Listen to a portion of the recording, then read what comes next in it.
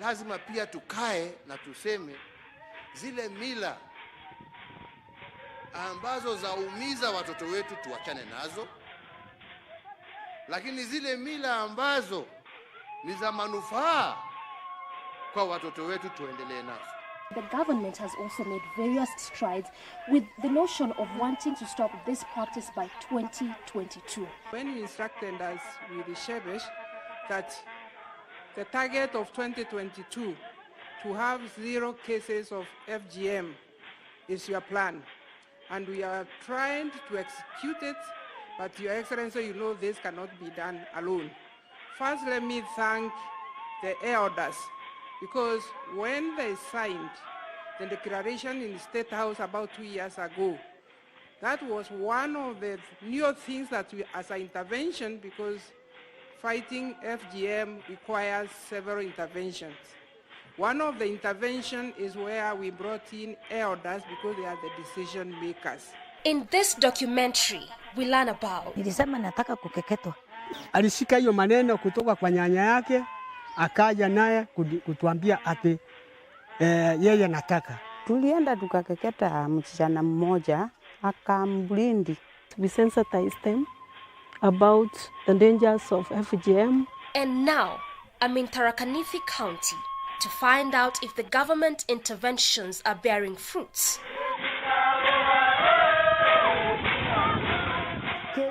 Kaire ntige tonga ananka gerero ngabana kaya akandinga mukono ntige tonga ewa kwa mware enwa mugambo nchoweya. I got an appointment with Fides Kithinji, a reformed ex-cutter who practiced FGM for decades. She underwent the cut. Wakati nilitaidiwa nikiwa mkubwa, sababu si hakuna kampuni. Unajua hii ni kampuni yako sasa. Sasa unaona wewe ukiacha huyu akitairiwa na huyu atairiwe na huyu mwingine, wewe uwezi waachwa peke yake. Sasa unakosa kampuni. Unajua kampuni. Sasa hiyo ndio inaniwezesha nitairiwe sababu hakuna mtu tunakaa na yeye. Nitakuwa peke yangu. According to Fides, it was more of a ceremony than an event. Sasa wakati huu ni wakati wa ule mtani. Ile mwenye kutairi anavaa hivi. Hata ukimwona na njia unajua yeye ni mwenye kutairi. Hata mwenye kutairiwa akiniona anajua ndio ule mtaani. Anaitwa mtaani. Sasa zamani mwenye kutairi alikuwa anaenda akiwa anaimbiwa. Anaimba. Sasa akienda pale ataingia pole na msisana naye hapa ndio mwenye kutairiwa atatokea.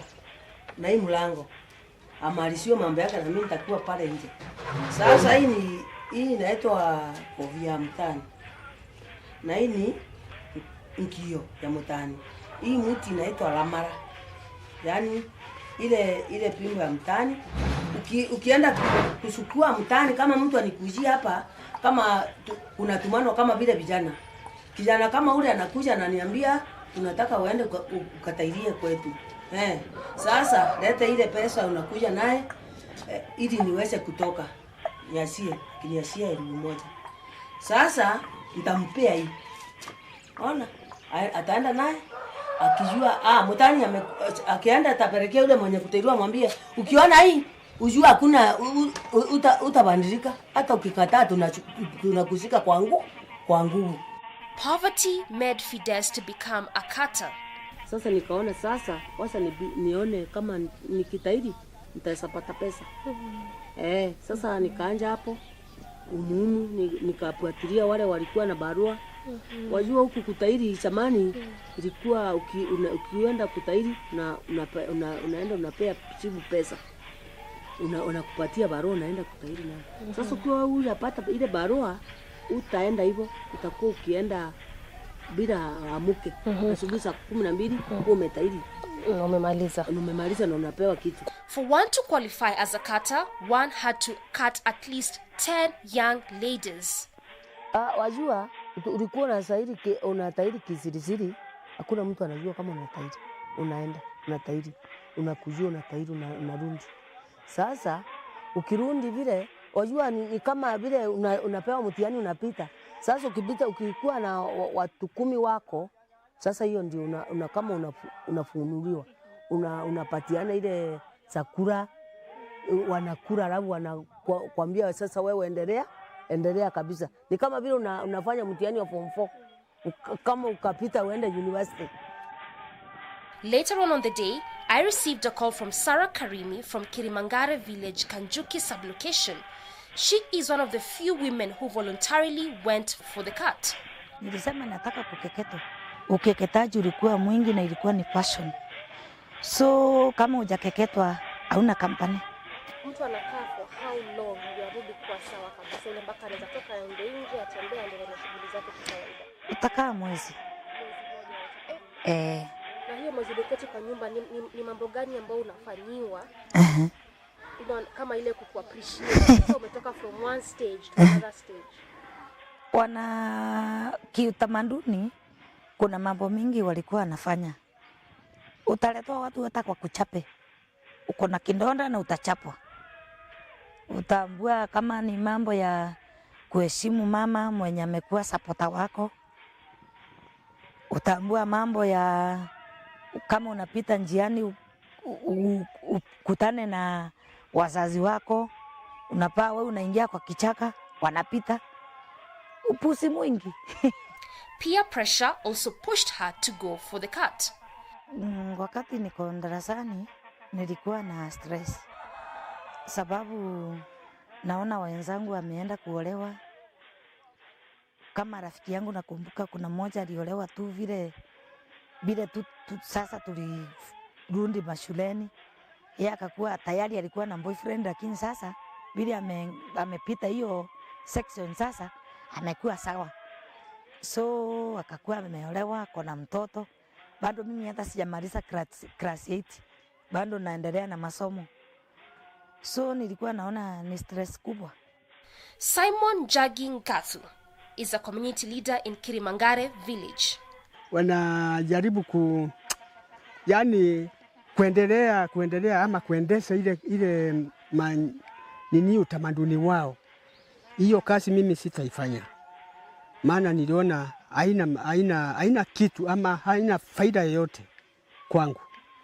Na kama mtu akija kwangu kuniambia ati nataka barua, uende unichukulie barua kwa chief ama kwa assistant chief ili nipate nafasi ya kukeketa msichana wangu. Hiyo kitu mimi nakataa. Na tena hiyo kama kiendelea na hiyo kazi na nikipata huyo msichana amekeketwa, mimi napiga ripoti kwa authority, halafu majukumu nashukuliwa na serikali.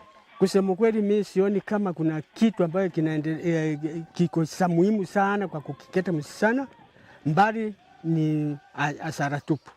A few meters away, I met Grace Josephat, a reformed ex-cutter who practiced FGM for over 10 years.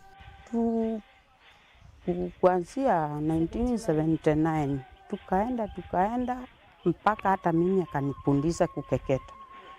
Akitengenezewa pombe akikunywa akalewa, ananiambia sasa nilikufundisha saa hii ni wewe utafanya hii kazi.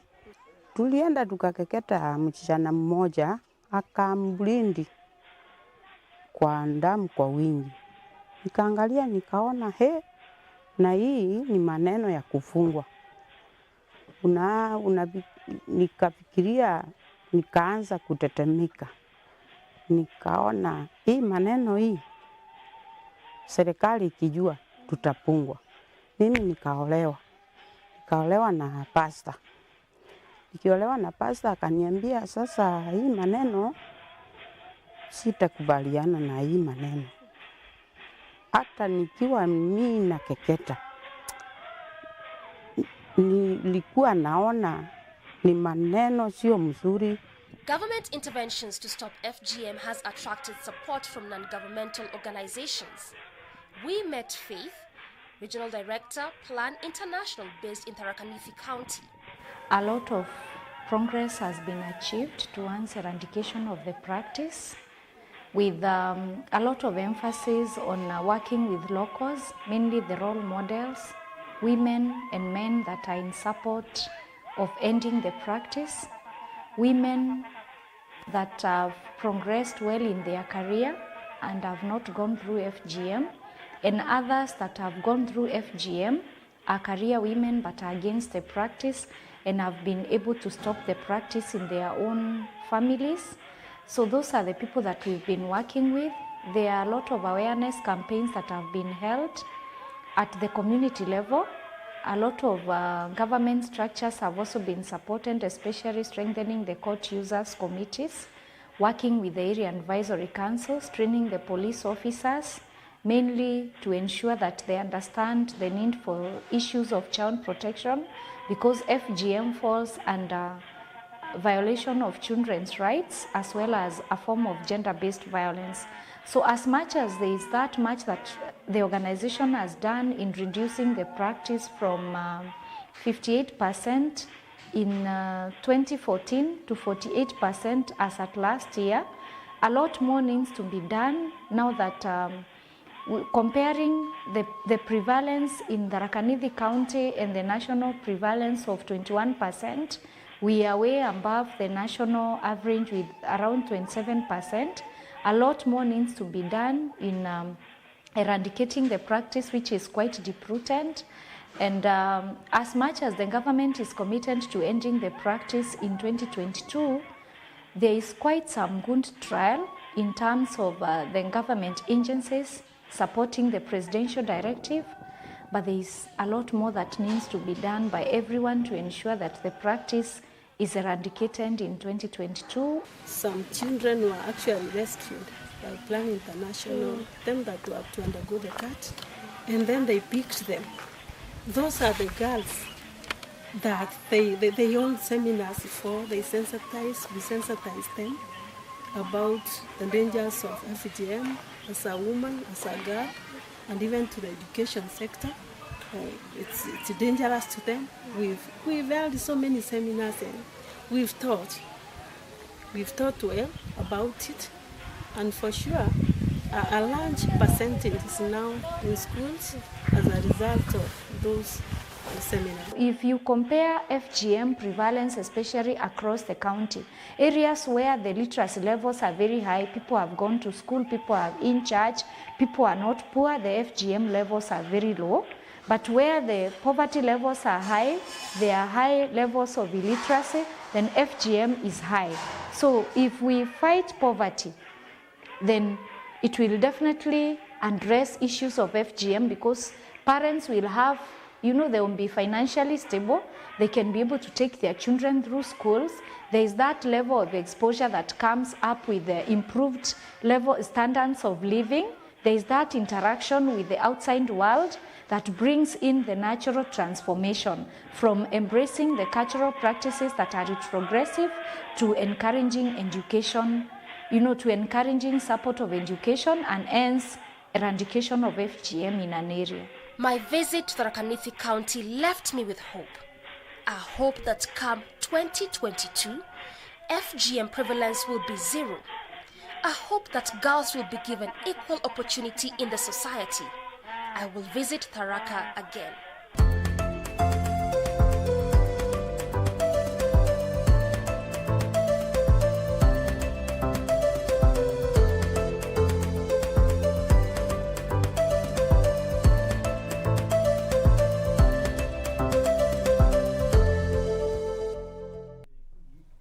Indeed, you are not on the wrong station. Good Morning Kenya is here, always here to keep you updated on what has been making headlines in the last 24 hours, as well as tackle societal matters. So that particular feature was just to give you, a view about how people are living in other areas. Now, we are going to be focusing on those stories that are making headlines, and I have a copy of various dailies with me on the studio.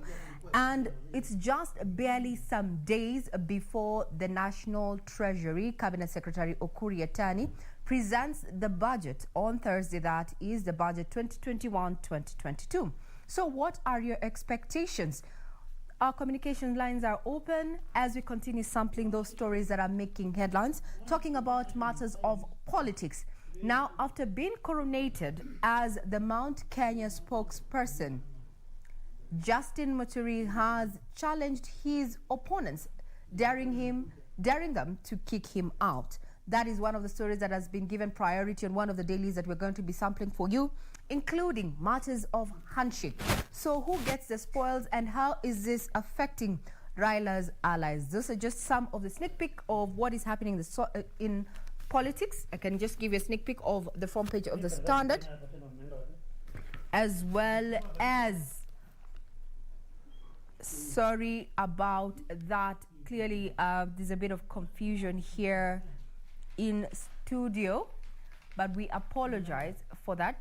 Just giving you a sneak peek of the Star there. Muturi dares opponents to kick him out. So where do we start? Let's start off with matters of politics. The front page. Now, mega projects unleashed in Nyanza have put Raila partners in NASA, that is Mudavadi, Kalonzo and Wetangula, under pressure to deliver the presidency so that the regions can benefit. What do you think about that? That whenever we have these big wigs or political leaders, then projects do come to those particular constituencies. What is your take? Remember, we are live. You can reach us on Twitter at KBC Channel 1 News, at Doreen Arange, and at V Manyara. That we're going to be getting to the details in not too long. Then politics of fashion that define leaders. So this is an article there that many politicians today seem to give more attention to style, or what they want to start, or rather term as swagger. We've had, governors, both male and female, trending on social media because of what they are seen wearing. So matters of politics of fashion that define leaders, whether it's either official wear or just an formal, informal kind of outfit. This is a human interest angle for this particular story that has been given, presidents on the front page of the Standard, as well as Christian faithfuls are mourning the death of Nigerian preacher TB Joshua, who passed on at the age of 57. He prophesied to heal all manner of illnesses such as HIV and AIDS, and attracted people from all over the world, including senior government officials from many countries. We're going to be looking at how he has been eulogized across the globe. That is just a sneak peek of what we have on the front page of the Standard this morning, including this particular peek there with what has been happening, or rather was happening in Eldoret town, was in Gishu County, and we had marathoners there, the men participating in the 41-kilometer race, and new stars were born in that particular race, and one of them being Mercy Kipchumba, the winner of the Women Eldoret City Marathon yesterday. And the cash prize she took home was 3.5 million. Top prize, that is the top prize there, the highest payout for a marathon race in Africa. When it comes to the male counterparts, we have Victor Kipchirchir, who was the winner of the Men Eldoret City Marathon yesterday. Is this a new dawn when it comes to matters athletes? When do we have new stars born? We are going to be giving you details of that. Now we cross over to the Star.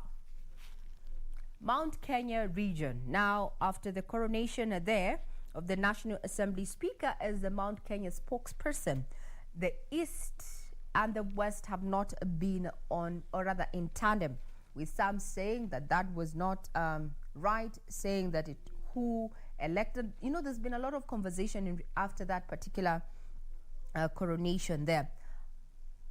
Responding to his opponents, Muturi dares them to kick him out. Now, coup plotters promise rewards, support for one of the minorities owned for lucrative position. We'll be giving you details of that. Remember, kingpins, kingmakers. This is the time we're going to see these people coming up, because we are walking, or rather headed to an election year in less than 7 months or so. So this is a fresh plot to remove National Assembly Speaker Justin Muturi.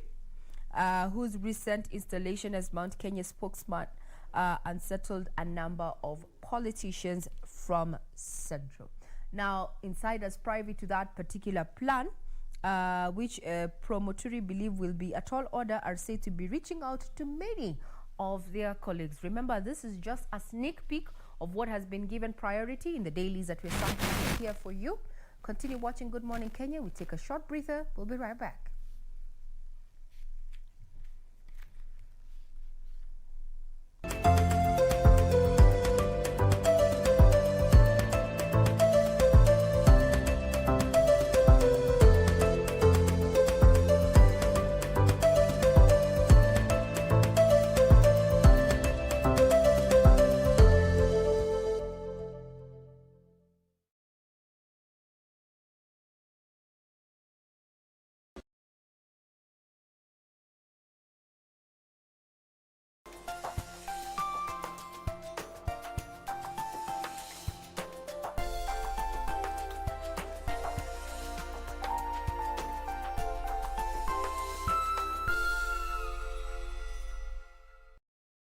Je, umeomoka? Kama hujaomoka kwenye QuickBin ndio mambo yote. Hapa tuko na fridge, kodi yake ni CM. Tuko na gas cooker, kodi yake ni CK. Tuko na TV, kodi yake ni TV. Tuko na simu aina ya Samsung ni SM, ama Oppo ni Oppo. My friend, mahali popote unanitizama, eka hizo kodi zake kisha utume kwa 4032353.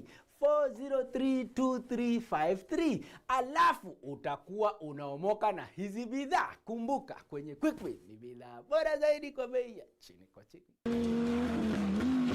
The greatest rally in the world is back in Kenya. Catch all the action of WRC Safari Rally live and exclusive on KBC Channel 1 from 24th to 27th June. See the world's best drivers navigate their machines on Kenya's rough terrain at breakneck speeds. Experience the thrills, adrenaline, drama and excitement as man and machine do battle. Don't miss out. WRC Safari Rally, live and exclusive on KBC Channel 1, your true sports partner. Tonight, you can send someone to go with me. Once I open the door and he sees the kid and how he calls me, you understand. I didn't come here to cause any trouble. I'm sorry, sir. Is that you outside the hotel? Yeah. I was trying to come upstairs to see you, but the hotel wouldn't let me. Let's go. Shatian's not with me. No? I don't care what you have to do. Do not allow you go to enter Shatian's school. Next on. Wazee wa majanga. Hawa wanaishi kwa vituko. Mambo yao ya kubwaga majanga kila leo. Ule mkataba ndio huu. 07-184-1000-8820. Hizi namba zote hizi ni za nini hizi? Probox. Hii sio karatasi ya mkataba. Game is over. Wazungu sema talk. Tonight on KBC Channel 1. And if you don't find out where she is within the week, I'll send you to jail. Oh, no. Until I drive Lucretia crazy with a ghost of my mother, I'd like to turn every evil deed she's done back onto her. Before you wear a medal, make sure you haven't dealt with someone who stole from us and wants to ruin us. Dad, what are you talking about? I'm talking about your deal with Ulises Arteaga. Just make sure that Ulises Arteaga goes bankrupt, so he'd sell his ranch to me at a ridiculous price. You stole our coffee at El Paraíso, and you made Cipriano your accomplice, and we know you're also responsible for the flood in the warehouse. Only you and I know about that secret, son. That and about your true origin, Tessa.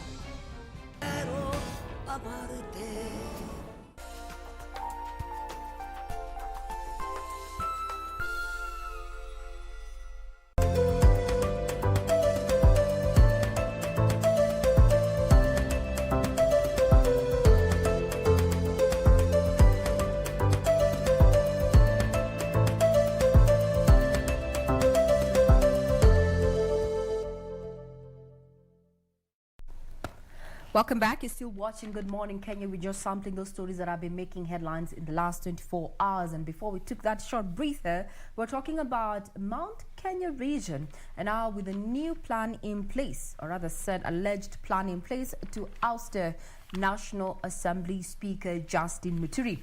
And responding to his opponents, he says, let them bring the motion and I'll be the first to sign. This is a very minor thing. It cannot shake me. Whoever thinks he can approach the threshold, let him try.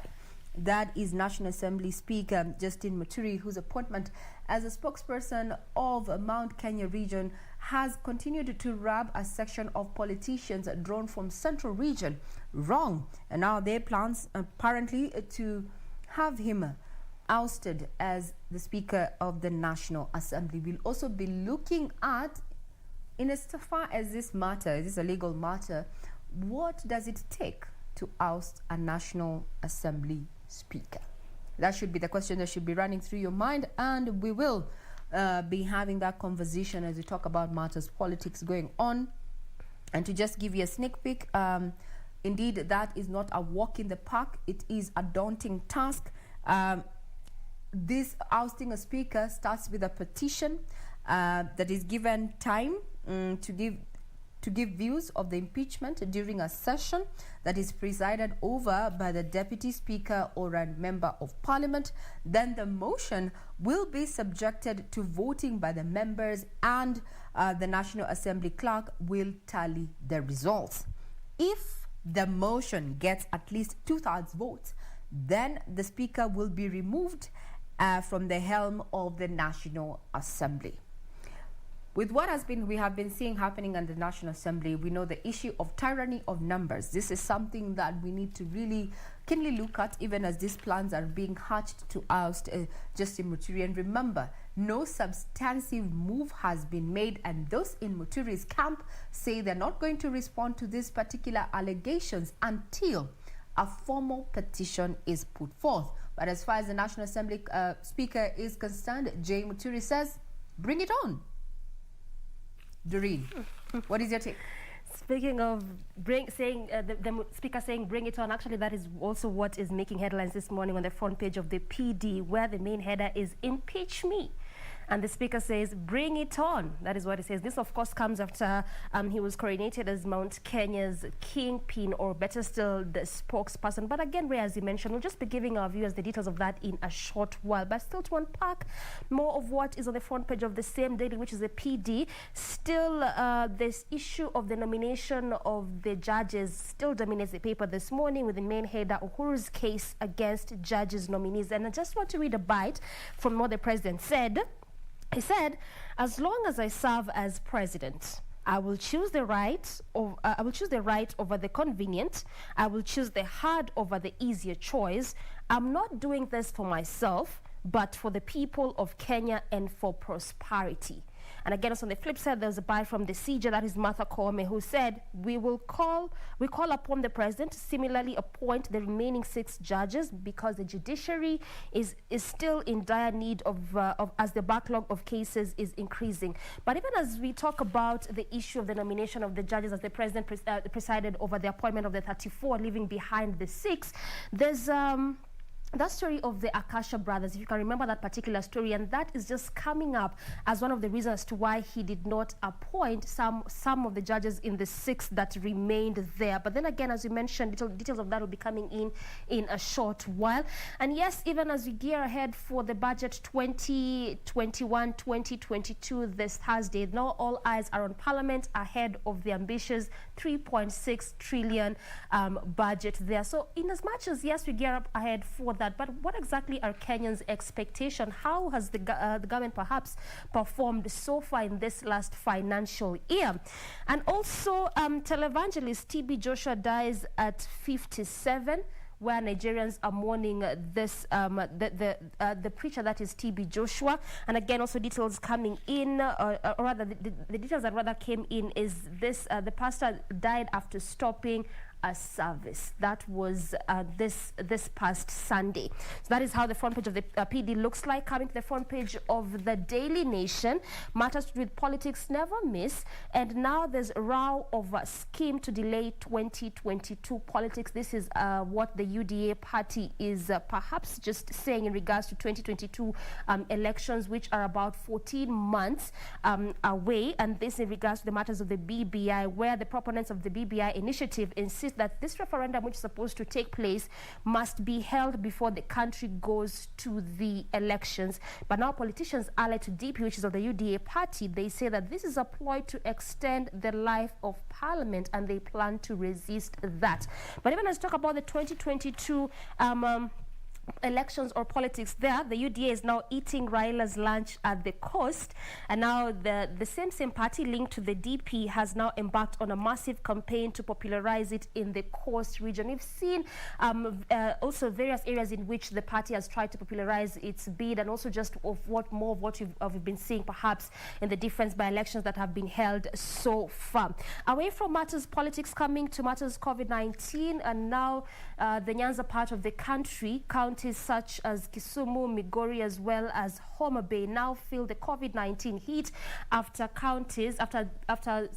counties there send workers home, and these are mostly the non-essential stuff. You can remember that this actually around the area of the Nyanza region, and specifically Kisumu is where the Indian variant was recorded there. But also again, this comes at a time where at least as of now 8,000 persons are set to receive the second dose of the COVID-19 jab. Remember, there was a bit of a delay in regards to the delay of the AstraZeneca vaccine, but now at least 8,000 are set to receive the second jab, and obviously this is inclusive of the frontline workers, mostly those in the healthcare system there.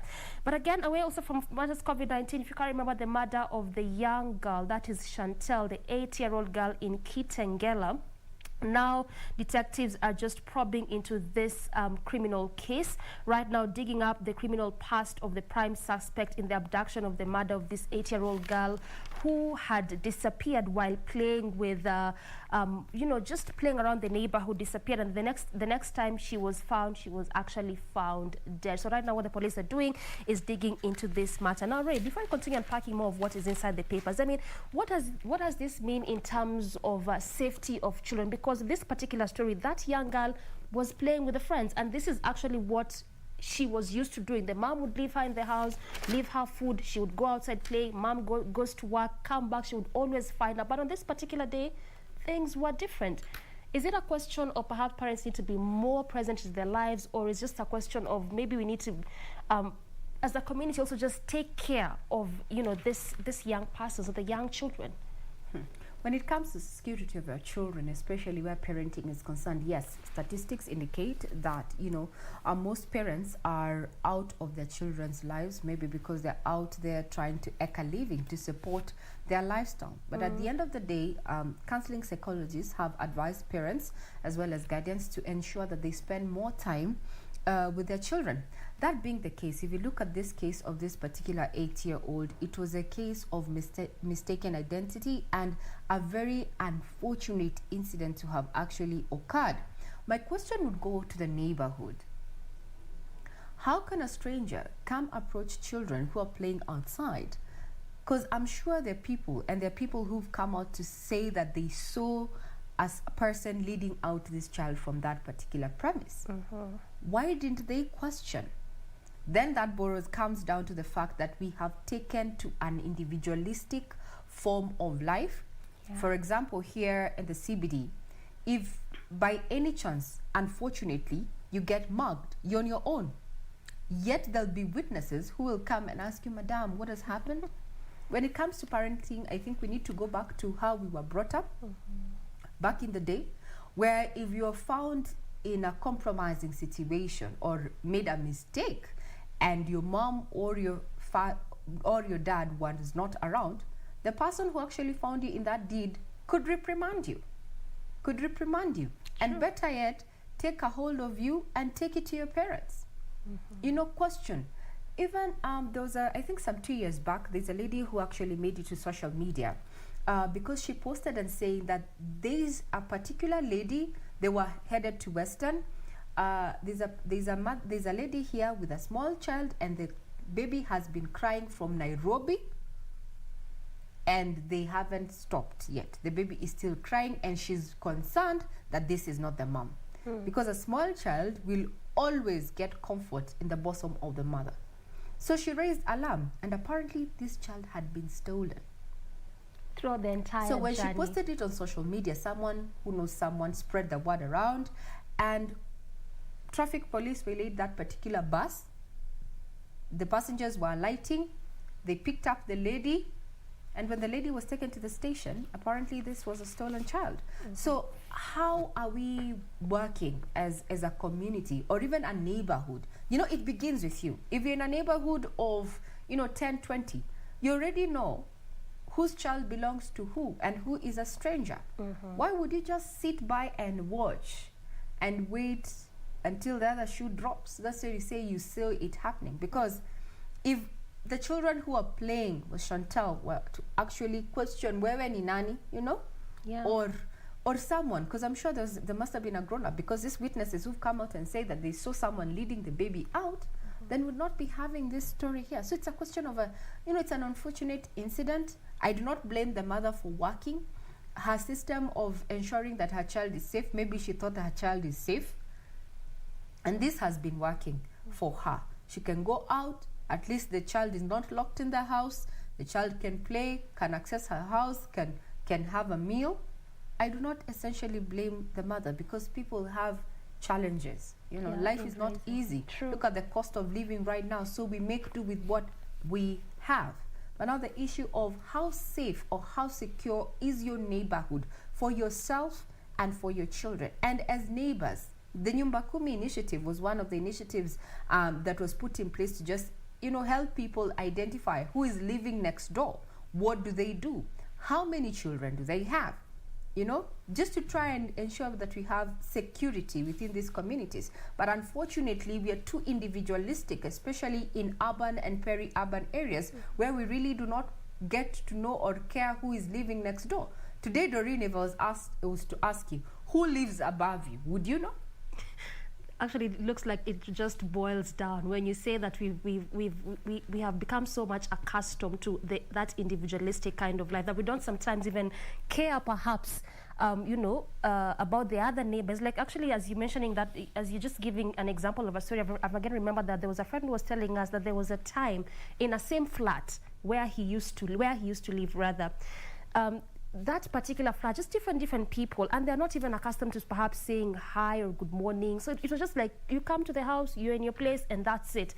So on this particular time, there was a lady downstairs who died, and they were not aware up until a week later, when the caretaker comes, just the normal rounds, finds the place so smelly. When they just opened the door, the lady had died.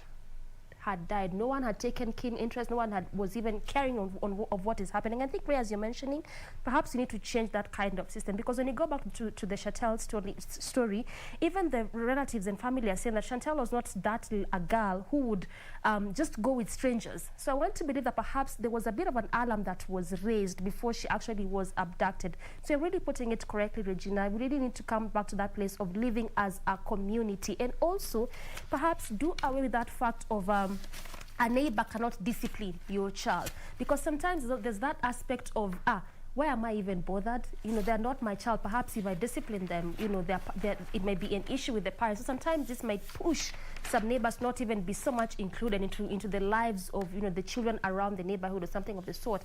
But living as a community is perhaps the best way, because this is not the first case we are witnessing. There's been numerous cases here and there of such kind of child abduction, and also part of what the police are now saying that as of yesterday, the investigation team reported that it had identified the fourth suspect, who is a woman in that murder plot of that young girl, and the way in which she was murdered, may justice be found for that young girl, Chantal.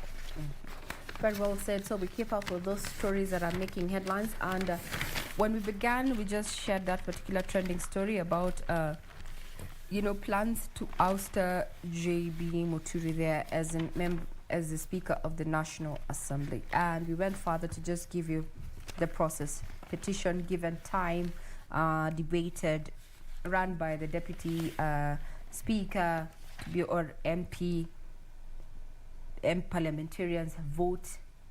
Clerk of the National Assembly makes the tally.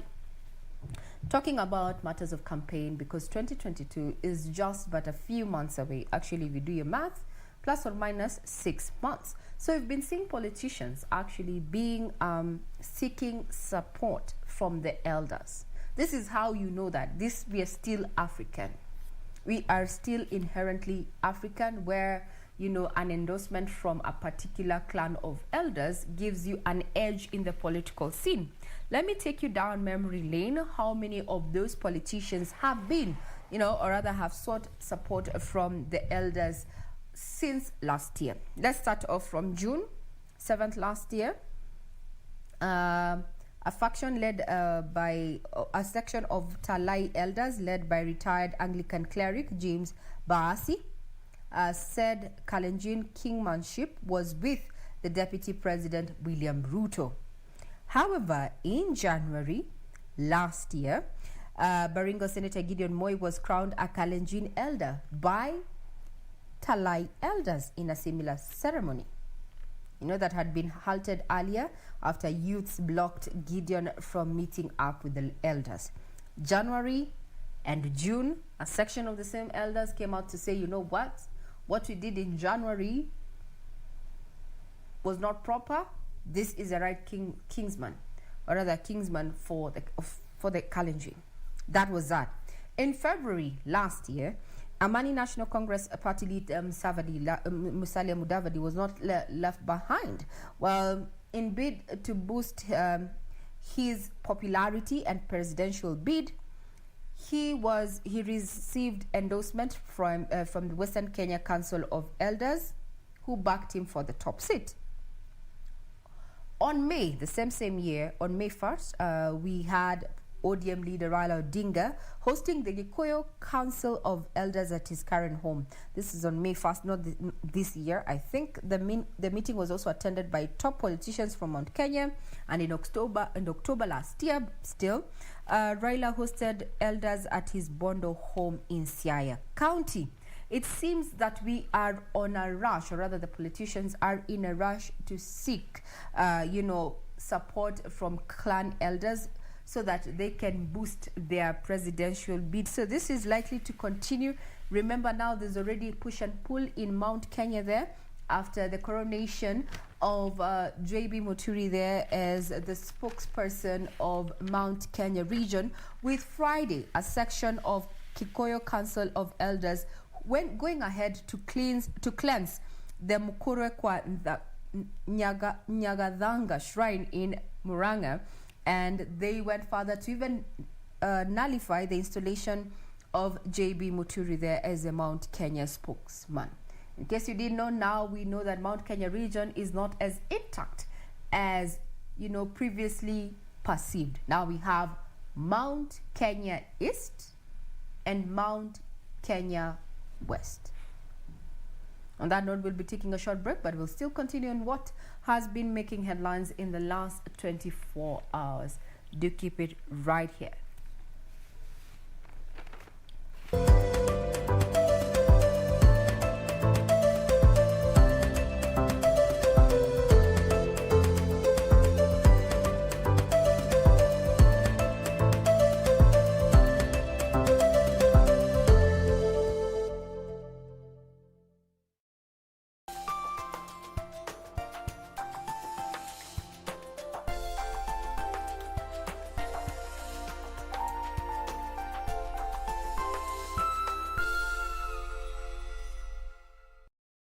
Je, umeomoka? Kama hujaomoka kwenye QuickBin ndio mambo yote. Hapa tuko na fridge, kodi yake ni CM.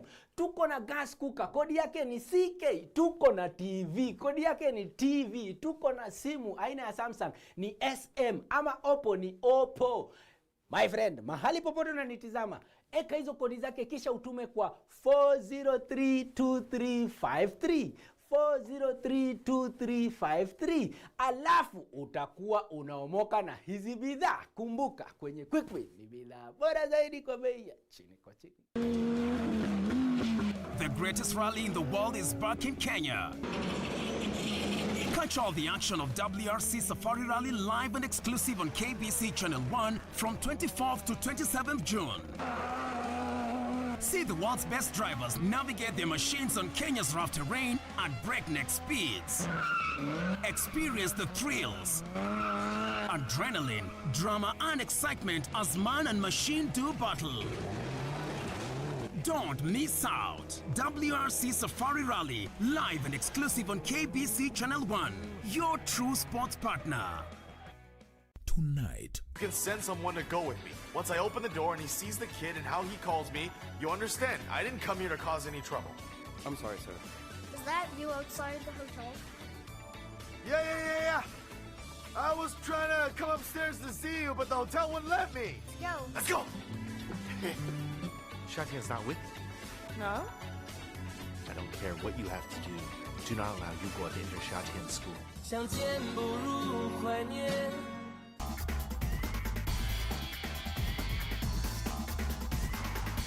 My name is George Mwangi. I'm one of the two deputies to Mr. Guvi, our clerk, of course. I'm in charge of the Kasarani Super Special Stage. Kasarani Super Special Stage is a 4.8 kilometer stage, a stage where we'll have two cars going head to head. It is the only stage that you see two cars going head to head. For all our fans, we invite you to Kasarani. Do not miss to be here on the 24th. 14:08 is the kickoff time. Be here.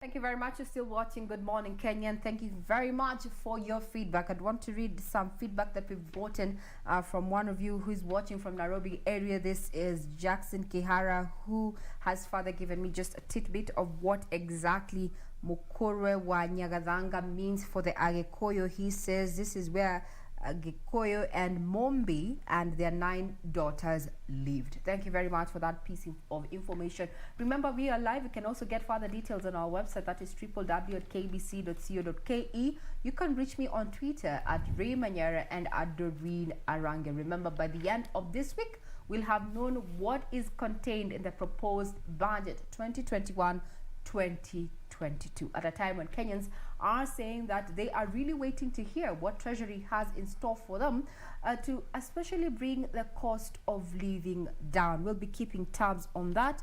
But Doreen, what do you have on your end?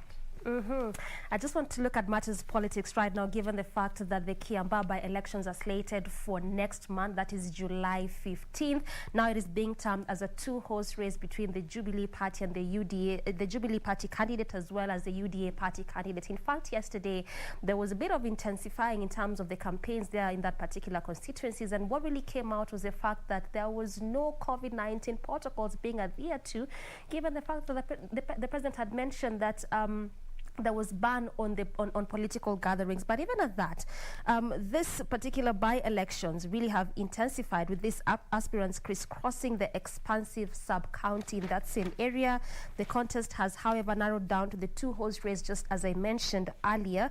This is between the Jubilee Party candidate and the UDA Party candidate, that is Njuguna Wanjiku. So while Njama, who is actually the Jubilee Party candidate, insists that he does not need the support of Jubilee MPs in the campaign, Bishop Kariuki Ngare now says that who is an advisor of Kiambu Governor James Nyoro, has now warned that the party risks losing the seat unless local leaders join in the campaign. Well, in as much as it's being termed as a two-horse race, I can tell you for sure that, you know, eyes are just geared on Jubilee Party, trying to see if they will bag this seat, given the fact that they have lost in the previous concluded by elections, key among them also being the one that took place in Juja there.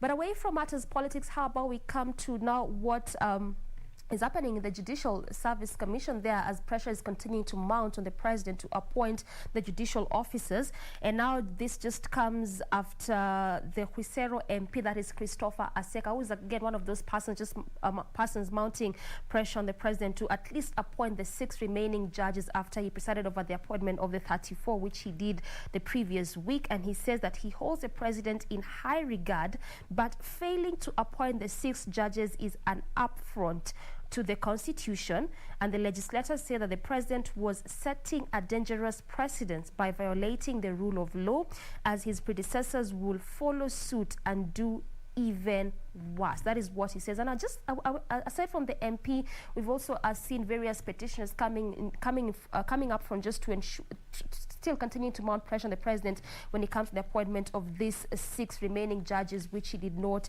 appoint last week. But even as that plays out, there's some of the reasons that have been given as to why the president did not appoint the 6 nominees. And just following by this article, one of them is actually the handling of the drug cases involving the Akasha sons, and ruling on terrorism-related matters may have played a key role in President Uhuru Kenyatta's refusal to appoint some of the judges nominated by the JSC. That is just one of the reports that says there. Also, sources indicate, rather report on the background checks on some of the nominees had convinced the president against appointing the 6 to new positions in the judiciary. And again, according to the sources, one of the nominees is accused of having bent the law in a judgment to favor a litigant in a land matter after receiving a huge bribe, while another was locked out for his propensity to give bail to the terrorism suspect. They haven't really quite put names per se on the various reasons or given there, but this is just what is coming out in various reports there. So those that were left out include the Court of Appeal nominees Justice George Odunga, Joel Gugi, Weldon Korir, and Agri Mchelule. This is just some of the ones that had been left out in the appointment of the 34 that happened last week. So part of what is being waited for is whether or not the president will actually appoint the 6 that remained. Well, it's just a question of time will tell, and see whether or not he will actually appoint the 6 remaining. Well, I think we're judging the CJ too quick, too fast. Yeah. And some comparing her to the previous Chief Justice. She's been in office for 2 months. Is it? No? It's not even a month yet. It's not even a month yet, just weeks. And we're expecting so much from her. Well, there's a caricature here in one of the dailies. I don't know if you can see it. Right there at the bottom. There's a caricature of Martha Koome, judicial reforms, and judicial appointments. They're kind of being cleaned. We don't know what that means, but we'll be keenly waiting to see which direction the JSC takes. Remember, it is not unlawful for the president to actually appoint the 34. But what is not constitutional is leaving out the 6. Because, as you know, the judiciary is autonomous, or rather semi-autonomous. An executive from the executive is just as the legislature. So there's how appointments of judges are done. Well, the JSC picks the judges, then forwards the name for the president's assent, and picking 34 and leaving 6 is where the issue is. Is it a case of matters being revisited, or, as Doreen, you've rightly put it, that there's an issue of integrity that the president has continued pointing at and saying he will never take the easy way out, and what he's doing is not for him but for the greater good of the country? Remember, opinions shared during this particular broadcast are entirely yours as well as mine. We're just telling you what is happening, so you can give us feedback on Twitter, at KBC Channel 1 News. Mine is at Ray Mayara. We have a Doreen Arange, and also you can get details on our website, that is www.kbc.co.ke. Now let's talk about matters COVID. And I'm sure you have been on Twitter, and there's been a conversation around the issue of COVID-19 infection rate, especially in Kisumu County.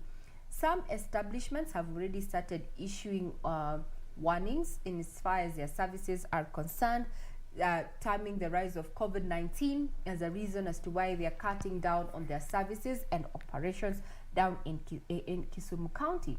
So from where you sit, whether in Kisumu County or not, do not forget that we are riding a pandemic. And you need to social distance, you need to mask properly, you need to wash your hands thoroughly with either running water and soap, or use a hand sanitizer that at least has an alcohol level of at least 70%. There's been a lot of talk, and as far as COVID is concerned, not just here in the country, but let's start off with the country before we look at what is happening in Uganda. Now, the government says that it will deploy all incoming AstraZeneca vaccine doses towards administering the second dose. So if you did not get the AstraZeneca first dose, then you might not be getting the second one anytime soon. Now, data from the ministry shows that Saturday's total of 6,622 people had received their second dose of AstraZeneca vaccine. And from that number, over 4,000 are health workers, 300 are security officers, 445 are teachers, and 709 are people aged beyond the age of 58. On the other hand, is that Johnson & Johnson vaccine that we expect is expected next month. And when this happens, the Ministry of Health is likely to roll out one and not keep on struggling for AstraZeneca. Now, where are we getting these vaccines from is a question. We're getting them from India, and India is currently doing very high numbers of COVID-19 infection rates there, with also a high number of death cases. So in short supply, because they're not operating as they should. So now, once this come in, the Johnson & Johnson vaccine, we are likely to move to that direction. Now, across borders is that Uganda, neighboring Uganda, has closed its schools for the next 42 days owing to COVID-19 infection rates. Parents and guardians have been raising the issue of midterm, and also the worry about the warning that we received from the Ministry of Health in regard to the fourth wave of COVID-19. I wonder, as a parent, if you're watching today, what are your thoughts when you hear these developments? Our conversation lines are open. You can reach us on Twitter. Doreen. Still sticking with matters COVID-19 and looking at how the numbers are really rising in various parts of the world in different countries. The same is also being witnessed, especially in Kenya, when it comes to the Nyanza region, where at least as of now, 3 county governments in Nyanza have advised non-essential staff to work from home amid a steady surge in COVID-19 infections. And these 3 counties in the Nyanza region include Kisumu, Migori, as well as Homa Bay County, where actually the public health officials in these various counties have just issued those directives saying that, you know, the non-essential staff need to be working from home due to the hike and rise in numbers of COVID-19 there. In Kisumu County specifically, staff in an essential department have now been asked to work from home. That is the Kisumu Water and Sanitation Company, saying that will from today, actually as we speak from today, which is on Monday, saying that they will have to stay at home there. In Migori, health officials say that the 3 COVID-19 variants have been detected in that particular county, and this includes the variants from the UK, South Africa, as well as Chinese have been detected in that particular county. And also part of what one of the public health officers, that is Ms. Omolo, is saying is that one of the other things that they have noticed is the change in symptoms. So it's not just the high temperatures as it was being witnessed earlier, but the symptoms are also changing. Remember that this is also the area in which the Indian variant had been detected in Kisumu County. So that's just what is coming up when it comes to the Nyanza region as it pertains to matters COVID-19. But even at that, at least as of now, a total of 8,181 people have so far received their second dose of the AstraZeneca vaccine. 10 days since the program kicked off. This was announced yesterday by the media. ministry, by the health ministry, and the health CS Mutahi Kagwe also announced that the country recorded 166 COVID-19 cases from 3,561 tests in the last 24 hours, and some 23 Kenyans succumbed to the deadly virus again in the last 24 hours. So yes, as of yesterday, the positivity rate went down. This was to 4.7% from 9.7% on Saturday, with 93 patients reported to have recovered. In as much as yes, the positivity rate might have gone down, but just borrowing from what you're seeing in Nyanza, specifically again in Kisumu and Migori, there, it just means that, you know, as Ray would put it, we are not yet out of the woods, and we need to continue taking all the necessary precautions just to ensure that we well protect ourselves from this COVID-19 virus.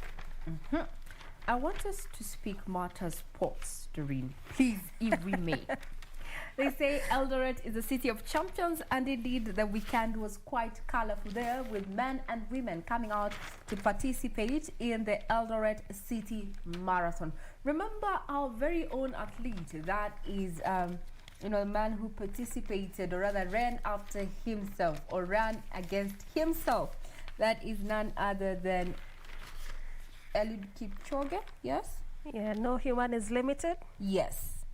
Well, now as that may be, we saw what was happening over the weekend in Eldoret, what we refer to as the City of Champions. And we have quite picture speak in all the dailies that we have with us this morning, and there's been talk that indeed we have new challengers in as far as the races are concerned, and one of them is none other than Mercy Kipchumba, who is the winner of the Women Eldoret City Marathon, and took home 3.5 million shillings, the highest prize for a marathon race held in Africa. Now, this was the biggest race staged during the COVID-19, and it certainly did not disappoint, and it was the third edition. So now we have Kipchirchir. This is Victor Kipchirchir, who won it for the men there, taking 2 hours, 8 minutes and 6 seconds to complete that particular marathon. Mercy, on the other hand, Kipchumba took 2 hours, 28 minutes and 1 second there. So now this is a new birth, and we see what has been happening as far as our Olympics team over the last week there, as we're concluding the week. We had not so pleasant news with now the city that was to host our athletes ahead of the Tokyo Olympics cancelling, or rather bailing out, owing to an increase in cases of COVID-19 in Japan there. And Kenya has no options. Remember, training before this particular major feat is very good so that our athletes can acclimatize. It is standard procedure. We get to follow up then what next for our Tokyo team. But what was happening, or rather what we're referring to our Olympics team, what we're saying is that indeed all the men and women who participated in the race, or rather the marathon race in Eldoret City, the City of Champions, you are all winners, because some of us can only run to save our lives and not for money, not to even keep fit, just to save our lives. Not even to keep fit. Why would we be running? No, just to, it's just like body exercise, something very, light. And I went to a school where the principal kept on saying, ladies do not run, they just walk fast. Simple. And they would say, run, just to keep fit, to ensure that also your mind is... Ladies do not run, they just walk fast. And I actually listened to what she said, and I practice. So, unless I'm saving my life. Running for you is like a no-no. All right. People look funny while they're running, especially if they're short like myself. So we look like small balls rolling, so ni kama may take personal, because I'm also very short. You may, if you're short and horizontally challenged, you look like a ball rolling down a hill. That's where the issue is. That's where the problem is. But anyone who wakes up, and I admire people who actually jog, those who run, man, you're heroes. You are heroes. You do it every morning, you do it every evening. Kudos. So we'll be keeping tabs on those trending stories. We'll be keenly looking at what now next for the JSC there, especially for the CJ, who finds herself under a lot of scrutiny, just barely some few days after her appointment as Chief Justice. We're talking about Martha Koome there. We're also going to be keeping tabs on what is happening on the political scene there with that particular visit from President Uhuru Kenyatta in Kisumu County there. Somewhat splitting Raila's allies now, because now development has gone to Kisumu City. What development has NASA, or rather Raila's allies, have to show back at home? That is Mudavadi, Kalonzo and Wetangula. The heat is on. 2022 is just around the corner, less than 7 months to go. We'll be keenly watching what happens in the political scene. I'm Regina Manyara. I wish you a pleasant day ahead. Doreen. All right, just as Ray has rightly put it, I wouldn't want to add more, but of course, Good Morning Kenya continues, so stay with us.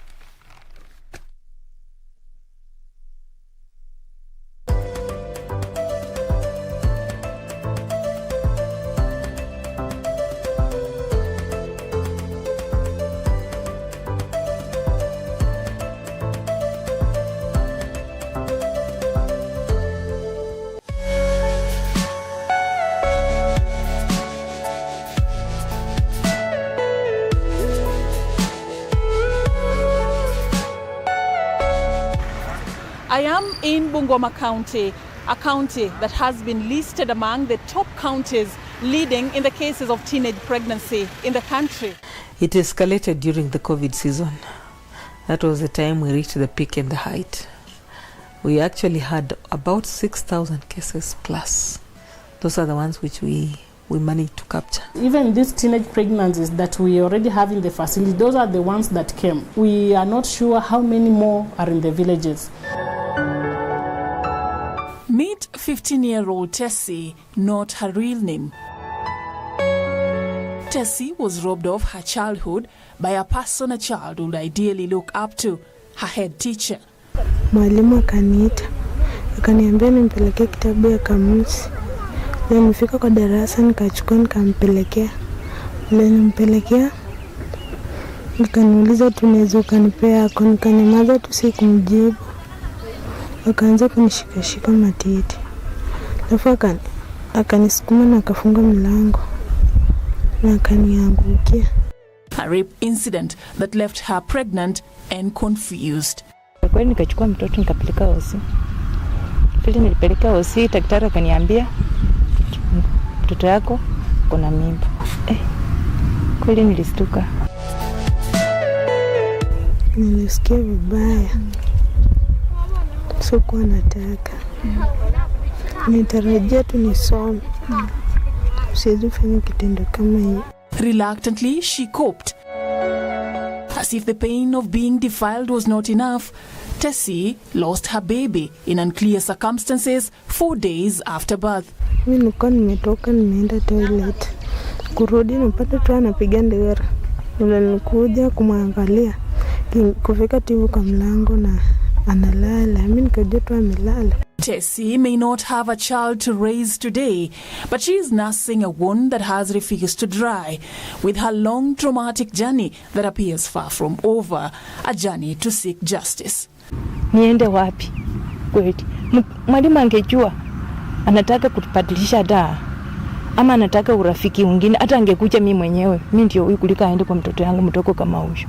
Sasa mtoto amekaa nyumbani bila kuenda shule, mtoto alijifungua, maiti yako mochari mpaka saa hii. Mimi ningetaka ashikwe na apewe adabu.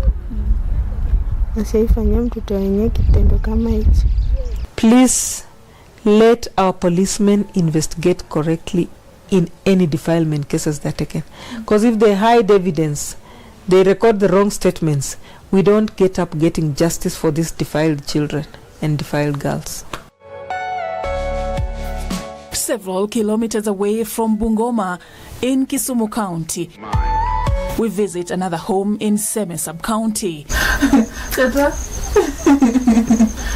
We share a light moment with these playful twins. They are 1 month shy from marking their first birthday. The two are their mother's source of smile. Msichana ndio mkubwa anaitwa Jacqueline Akinyi, alafu huyo kijana ndiye anamfuata anaitwa Gordon Onyango. 14-year-old Nora, not her real name, introduces us to her twins. She got pregnant after sitting for her KCPE examination 2 years ago, but had to shelve her ambitions to join Form 1 to fend for her bundles of joy after their father, a close relative, jilted her. Ile wazazi wangu waliniuliza mwenye alinipatia mimba, nikawaambia. Wakienda kumuuliza kakataa ati sio yeye. Saa zingine nakata kuni nauza, tunakula nayo. Saa zingine mama wangu pia ananitumania pesa kidogo, tunatumia. She says it's a burden she wouldn't wish for any young girl. Ningeambia wasichana wangekuwa mimi, sana wasichana bado wanasoma. Kafadhali waachane na mambo ya boyfriend. Boyfriend wanadanganya watu. At a nearby homestead, we meet Becky, not her real name. She has just put her son to sleep. Time now to embark on chores. Inabidi umeamka saa 11, hata saa 11 unakuja unajitayarisha, alafu unakuja ndio unaamvisha tena. Saa zingine imeshafika time ya kwenda shuleni. Amekataa yeye, bado analia, hata anataka maziwa. Alafu kwa masomo sasa huwezi soma usiku. Kama unakuja mimi ndio nimekuja napika, mimi ndio pengine nikishapika yeye pia ako hapo na mbadilisha usiku analialia. Becky is among thousands of teenage girls who got pregnant during the long school break occasioned by the COVID-19 pandemic. Mwezi wa 5 ndio nilikuwa nimegundua kwamba siwezi attend. Hasa venye niligundua hivyo, nilienda nikanunua ile test kit, nikapima, nikapata niko na mimba. In Kilifi County, which ranked high in the cases of teenage pregnancies reported during the COVID-19 pandemic, we sought to speak to young mothers about their experiences. Nilipopata mimba, nyumbani tayari watu wako hawajui tuseme. Mpaka nilipoanza kukua kubwa, watu wakaanza kujua. Walivyojua marafiki na yani marafiki, yani hanichekeki kawaida, kila mtu yani wanitenga hivi. Nikipita njiani ndo ananiangalia, wananisema. She was also jilted by her lover and regrets adding another burden on the shoulders of her grandmother, who took her in when she lost her parents. Alikataa. Sasa nyangu akaamua tari tuachane naye, sema atakana mtoto na mimi niweze kurudi shule. Her story resonates with that of this 19-year-old girl, whom we shall call Naomi. With her baby tucked to her back and a jerrycan of water, literally depicting the challenge of balancing between being a child, a mother, and a student. Tulishikana na kijana mwaka wa 2017, kufika mwaka wa 2018 kashika ujauzito.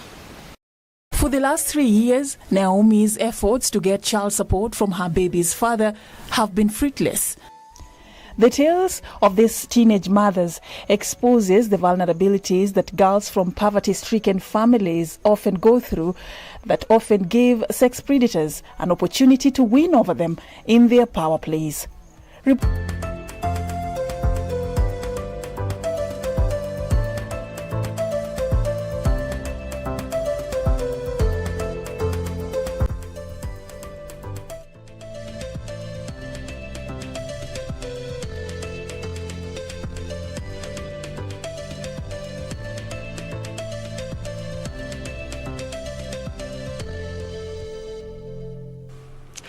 Good morning. If you're tuning in, you're watching Good Morning Kenya and KBC Channel 1. I'm Regina Manyara. On entrepreneurship, this morning we're going to be focusing on identity fraud. I don't know if you have been a victim of such, but if you have, and to just ensure that you do not end up being one, well, this is a conversation that is keenly tailored for you. Remember, we welcome your feedback. Our official station Twitter handle is at KBC Channel 1 News. Mine is at Ray Manyara. So how do we tackle fraud, without alienating customers? And when you talk about identity fraud, what does it mean? What are the solutions? Biometrics, To take us through this conversation is none other than the CEO of Compilinks, that is Mr. Sailesh Savani. Thank you very much. Good morning. Asante sana for making time. Shukran sana. So now, when you talk about issues of fraud, especially when it comes to identity fraud, maybe we can start from there. How do we demystify that so that our viewer can understand what we're talking about? So basically anything where somebody impersonates somebody else. So I may go and say, look, my name is John, and I want to withdraw some money from a bank, right? Or I want to make somebody pay into my M-Pesa account instead of somebody else's, right? So that's where that's identity fraud and identity theft. So somebody impersonates another person and gets benefit out of that impersonation.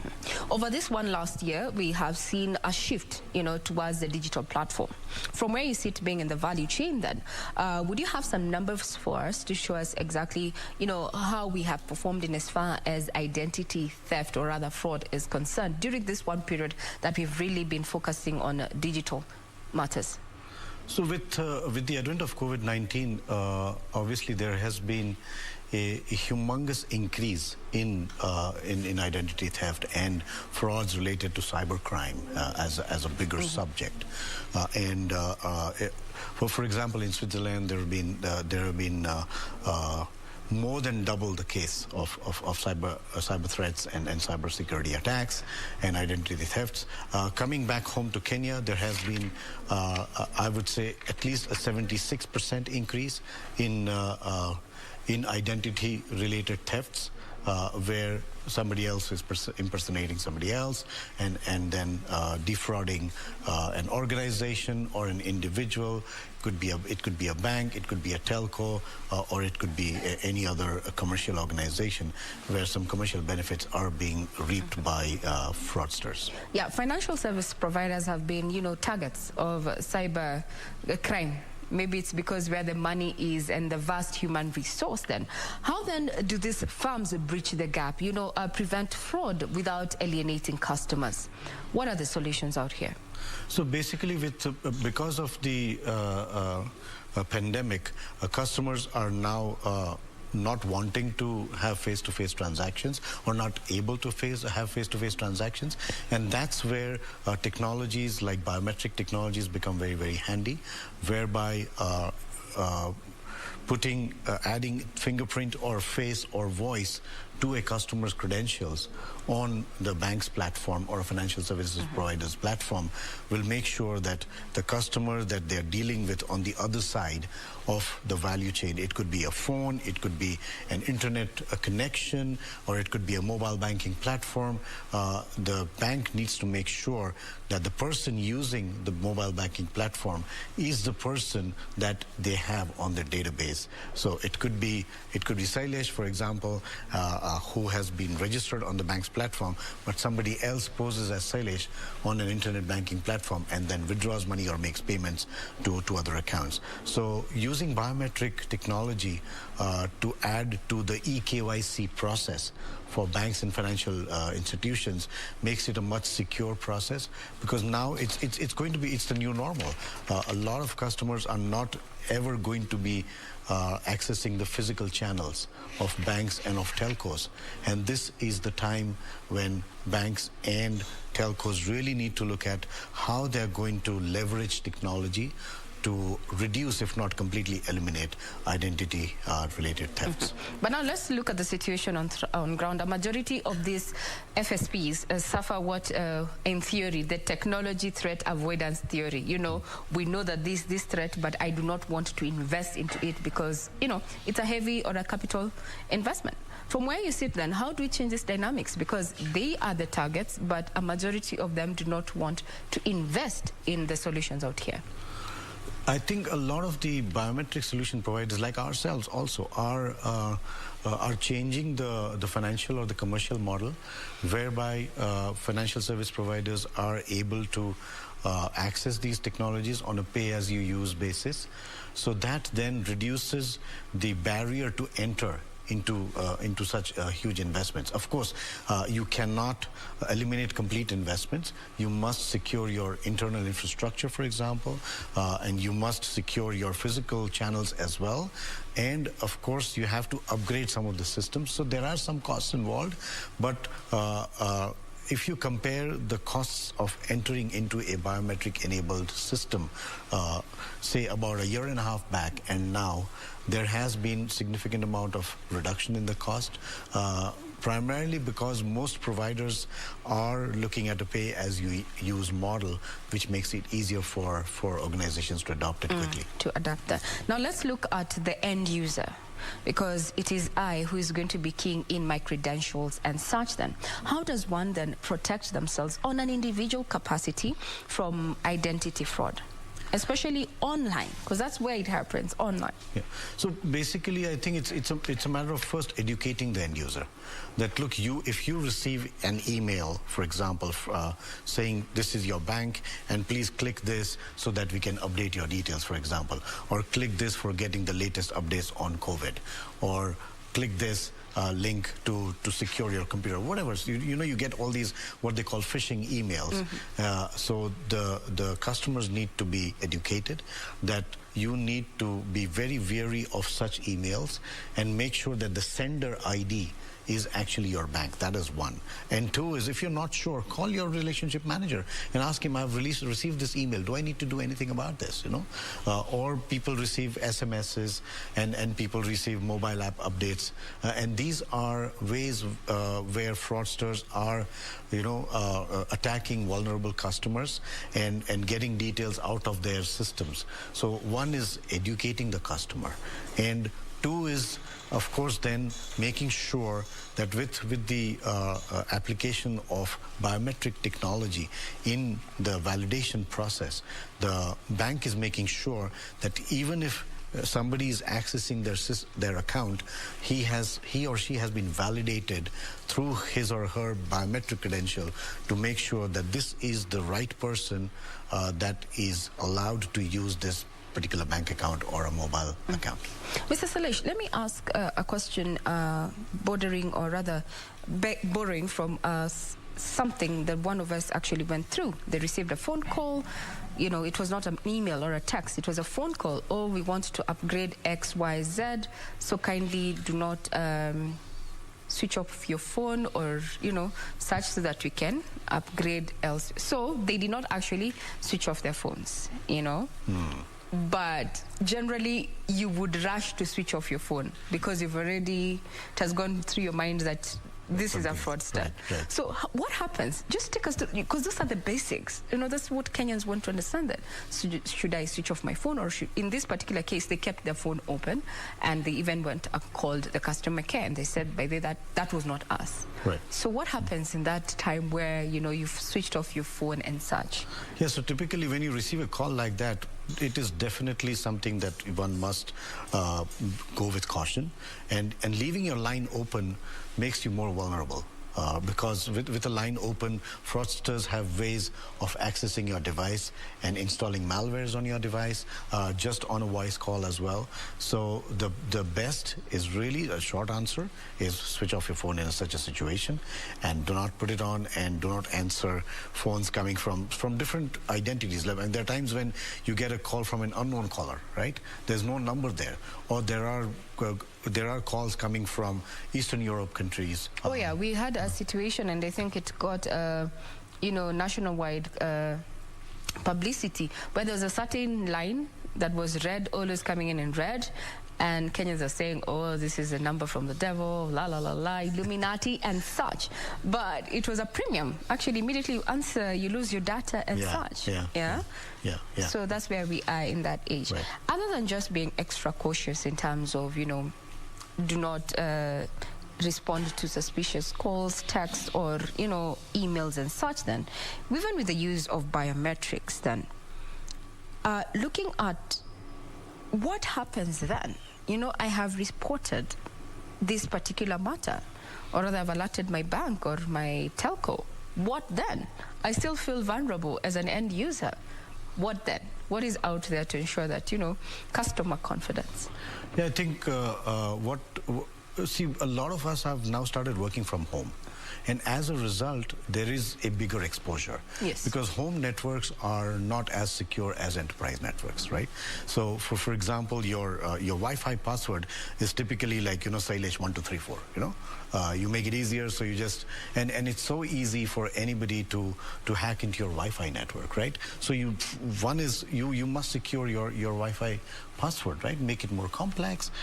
And two is, as you're working from home, we get a lot of distractions, right? We get called by the kids, we get called by the family, and as you're working, you leave your bank account on, and then you go and do something, and then you don't know if somebody else is remotely accessing your computer because there is no protection on your phone or on your laptop, right? So putting an antivirus or some kind of a malware protection system on your devices, including your laptop or your phones, is critical, particularly at this time, because we are in not very secure networks because we're all working from home. So putting an antivirus, putting an anti-malware kind of a protection system on your devices can protect you. And if you're moving out of leaving your device unattended, make sure you kind of log out from your banking mobile platform or your internet banking platform, or shut down the laptop. Just put it off. So these are things that you can do as a user. And from an enterprise perspective, for banks, for example, it's a matter of continuous education to the customer that, look, you will never receive a phone call from us. You will never receive an email from us asking you to click something or something of that sort, right?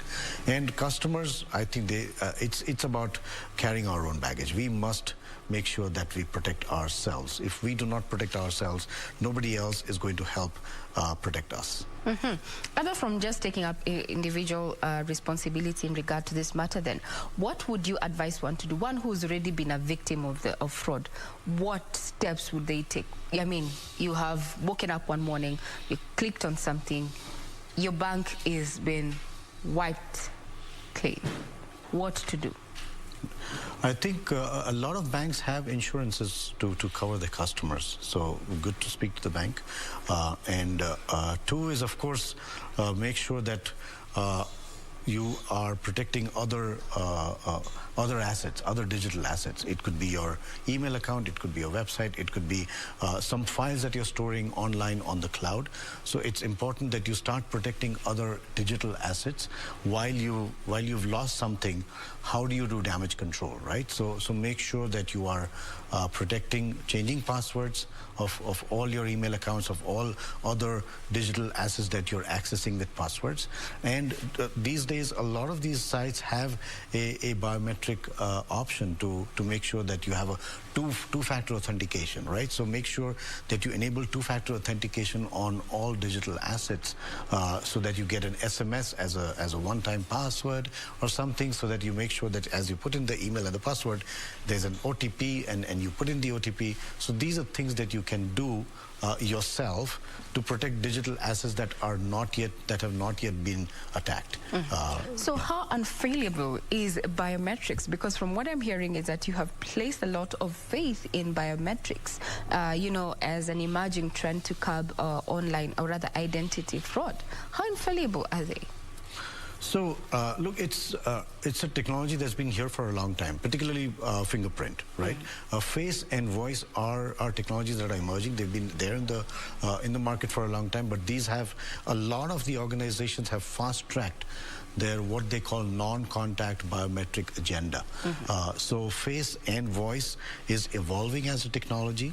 A lot of organizations are adapting these technologies, and it's a matter of evolution. And yes, there's nothing like foolproof. It's a Tom and Jerry game where the fraudsters are ahead of the game, and they always have something to hit against any new technology. So it's a matter of time. We just have to up our game and make sure that we are continually upgrading our technologies and making sure that whatever technologies we have implemented are well protected from any external threat. Now, talking about our state of preparedness in general, in the event that we are hit by a cyber attack in large scale, how would you rate Kenya's, response to security, and as far as, securing ourselves, cyber security issues? As you work on our response, we take a short break. When we return, we're going to be talking about, curbing identity fraud and if biometrics is a way to go. We'll be right back. Quick one there.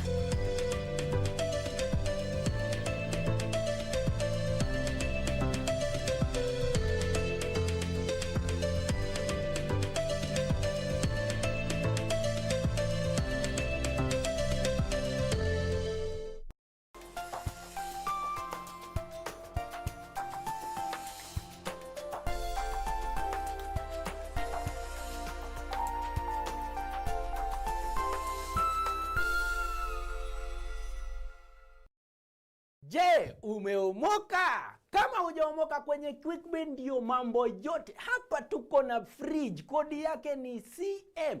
Tuko na gas cooker, kodi yake ni CK. Tuko na TV, kodi yake ni TV. Tuko na simu aina ya Samsung ni SM, ama Oppo ni Oppo. My friend, mahali popote unanitizama, eka hizo kodi zake kisha utume kwa 4032353. 4032353, alafu utakuwa unaomoka na hizi bidhaa. Kumbuka, kwenye QuickBin ni bidhaa bora zaidi kwa bei ya chini kwa chini. Every Monday evening we take you back where the action happens.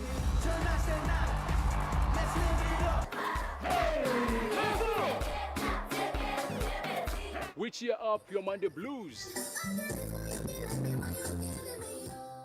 Our cameras rove all week to cover the latest in the enormous showbiz scene. We show you what you missed even if you were present. Grapevine gives 100% support to the local entertainment content. From celebrity buzz, music, fashion,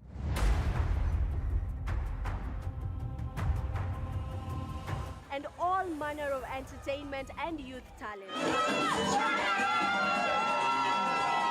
Watch Grapevine every Monday at 10 p.m.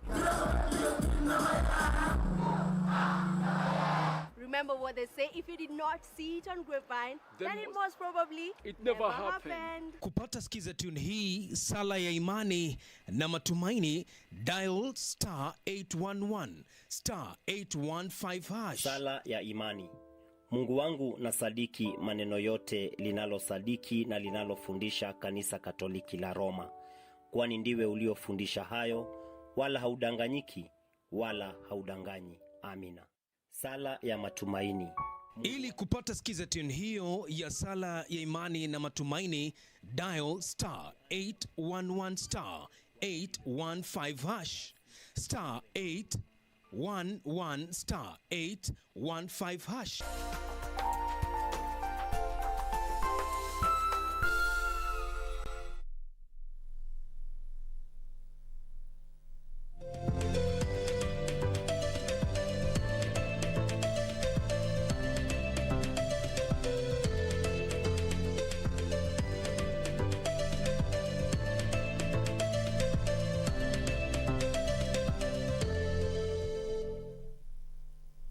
Identity fraud. We've been issues of impersonation at the firm level as well as the end user. Taking us through this conversation is the CEO of Compilinks, Selesh Savani. Now, before we took a short break, we're talking about now, in general, as a country, where do we stand in as far as our state of preparedness against any potential cyber threat? Are we there yet? As compared to the rest of the world, if you look at the developed world, we've got a long way to go. But if we look at Africa, for example, I think we are in a better place than a lot of the other African states. I wouldn't say we're number one, but we are fairly highly ranked. But again, there's a split between a lot of private sector enterprises that are very well protected, and then there are the public sector enterprises where there is a lot of work to be done. And again, in the private sector also, there are the MSMEs, which are the vulnerable organizations who do not have the wherewithal to kind of protect themselves and make those kind of investments to make sure that they're ready for any potential attack. So I would say on a scale of 1 to 10, I would say we are at about 4. 4. That is still very low. Looking at, the internet age is here, Internet of Things is here. We cannot run away from it. So one of the emerging trends we have seen across the globe is the issue of ethical hacking. To just, scale up capacity. From where you sit, would this be now something that the government needs to fully engage in to support those companies that do not have, the requisite capital to actually invest in systems that, we support ethical hacking, we have these people come test your systems, we scale up capacity and such. Is it something that, can marry the gap between the private sector and public sector when it comes to cybersecurity? Yes, so I don't think it's the government's job to help private sector to, to protect their systems. But ethical hacking, I think it's about awareness, right? And to make people aware to think like hackers, right? So once I start thinking like a hacker, then I'll say, oh my God, if I was a hacker, this is where I would attack my systems or my network or my data, right? So then I will say, okay, now what do I need to do, right? It's like protecting your own house, right? You put multiple locks, right, into your house when you see that, look, there's been a rampant amount of thefts in the estate or whatever, right? So then you put multiple locks, you change keys. So that's the education that we need to provide. And once the customer is educated, and there is financing available. Look at the banks; they have humongous amount of funds for MSMEs to protect their businesses, to grow their businesses, and risk management is part of a growth process. So banks will be very happy to fund at a reasonable rate. So it also creates a niche in as far as investments is concerned. Absolutely. Ethical hacking. Think like a thief to catch the thief. Now we're thinking like hackers. Absolutely. To not get hacked. Absolutely. To not get hacked. So one of our guests this morning has also now brought out the issue of impersonation of the dead. Right. Impersonation of the dead. How then do we use biometrics or what is out there to ensure that this does not happen to us or our kin? Right. Yeah, so basically, if you have biometric credentials attached to every record of a customer, of a bank account holder, of a mobile account holder, then it becomes very easy for companies to make sure that dead persons are not impersonated, right? So if I log into a bank account which is not protected by biometric, in impersonating a dead person, it becomes very easy for me to do that, right? But if that account is protected with biometric, then I have to put the dead person's face in front of the camera, or I have to put the dead person's fingerprint on the fingerprint reader to be able to access that bank account, right? So biometric becomes super handy when it comes to impersonating. So from where you sit, then even biometrics, we can use that as a solution to ghost workers within the public, public fora. We've had parastatals complaining about ghost workers and such. We can use biometric for that. Yes. Now, responsible use of data. I think all Kenyans get that unsolicited text to, I don't know, get a delivery of pizza, get a certain shoe.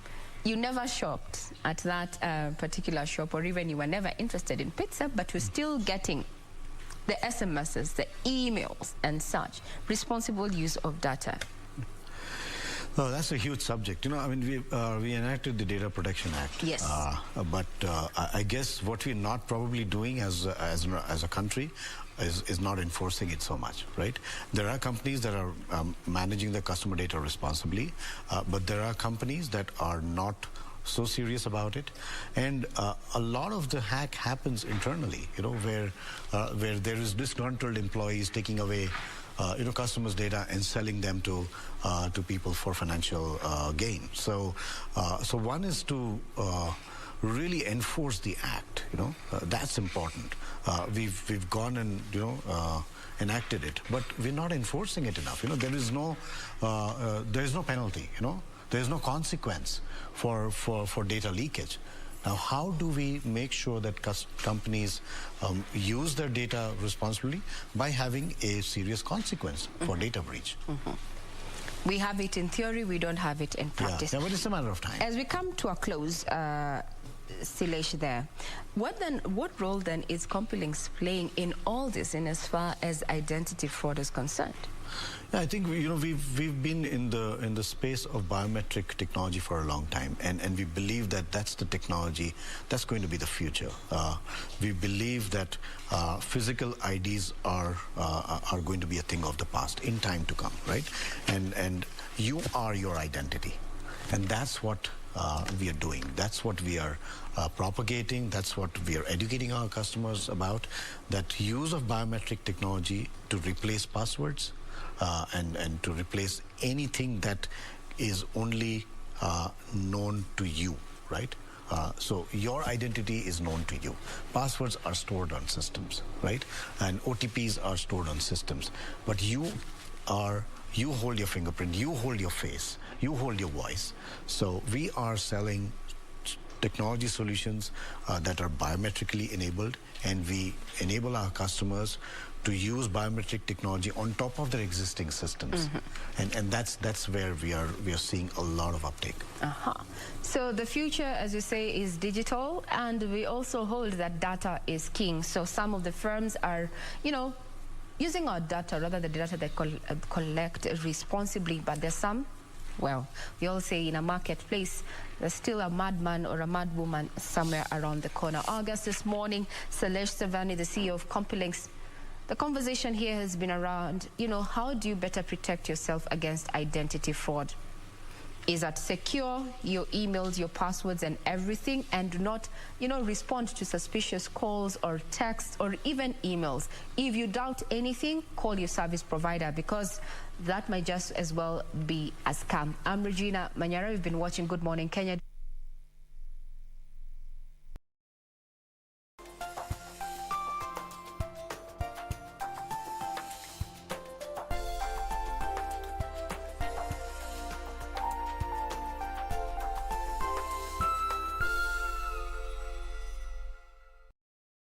Tonight. You can send someone to go with me. Once I open the door and he sees the kid and how he calls me, you understand. I didn't come here to cause any trouble. I'm sorry, sir. Is that you outside the hotel? Yeah. I was trying to come upstairs to see you, but the hotel wouldn't let me. Let's go. Shatian's not with you. No? I don't care what you have to do.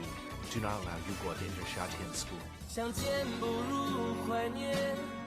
Tonight on KBC Channel 1. And if you don't find out where she is within the week, I'll send you to jail. Oh, no. Until I drive Lucretia crazy with a ghost of my mother, I'd like to turn every evil deed she's done back onto her. Before you wear a medal, make sure you haven't dealt with someone who stole from us and wants to ruin us. Dad, what are you talking about? I'm talking about your deal with Ulises Arteaga. Just make sure that Ulises Arteaga goes bankrupt, so he'd sell his ranch to me at a ridiculous price. You stole our coffee at El Paraíso, and you made Cipriano your accomplice, and we know you're also responsible for the flood in the warehouse. Only you and I know about that secret, son. That and about your true origin, Tessa.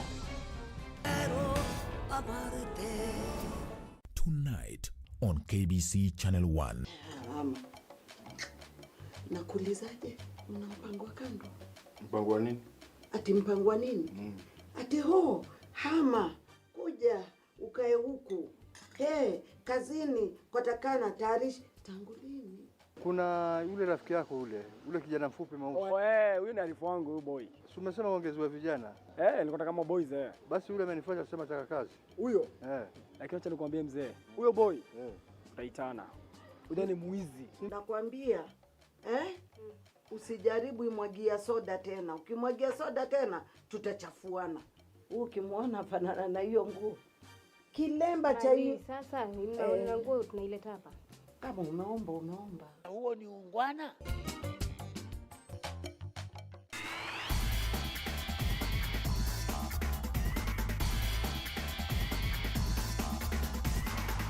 My name is Absalom Aswani. I'm a navigator to Evans KBC. We sit in an Evo 10 that is branded under Green Life. We're actually sponsored by Green Life Motorsport as our team, and we will be happening in the WRC Safari Rally of 2021. Nataka kuwakaribisha nyinyi wote to come and cheer our local team. This is the first time in 18 years. I think we are having proper indigenous Kenyans doing these events in their hordes, rather than those years when there were few dotted pictures here and there. But this time round, we used to watch this on KBC. Now, it's here and live. Please come in your hordes, kuja support Green Life, and stand with us as you see us through all the way to the podium, ahead of some of those foreigners. Tutawachapia Sleeping Warrior. Come and see this.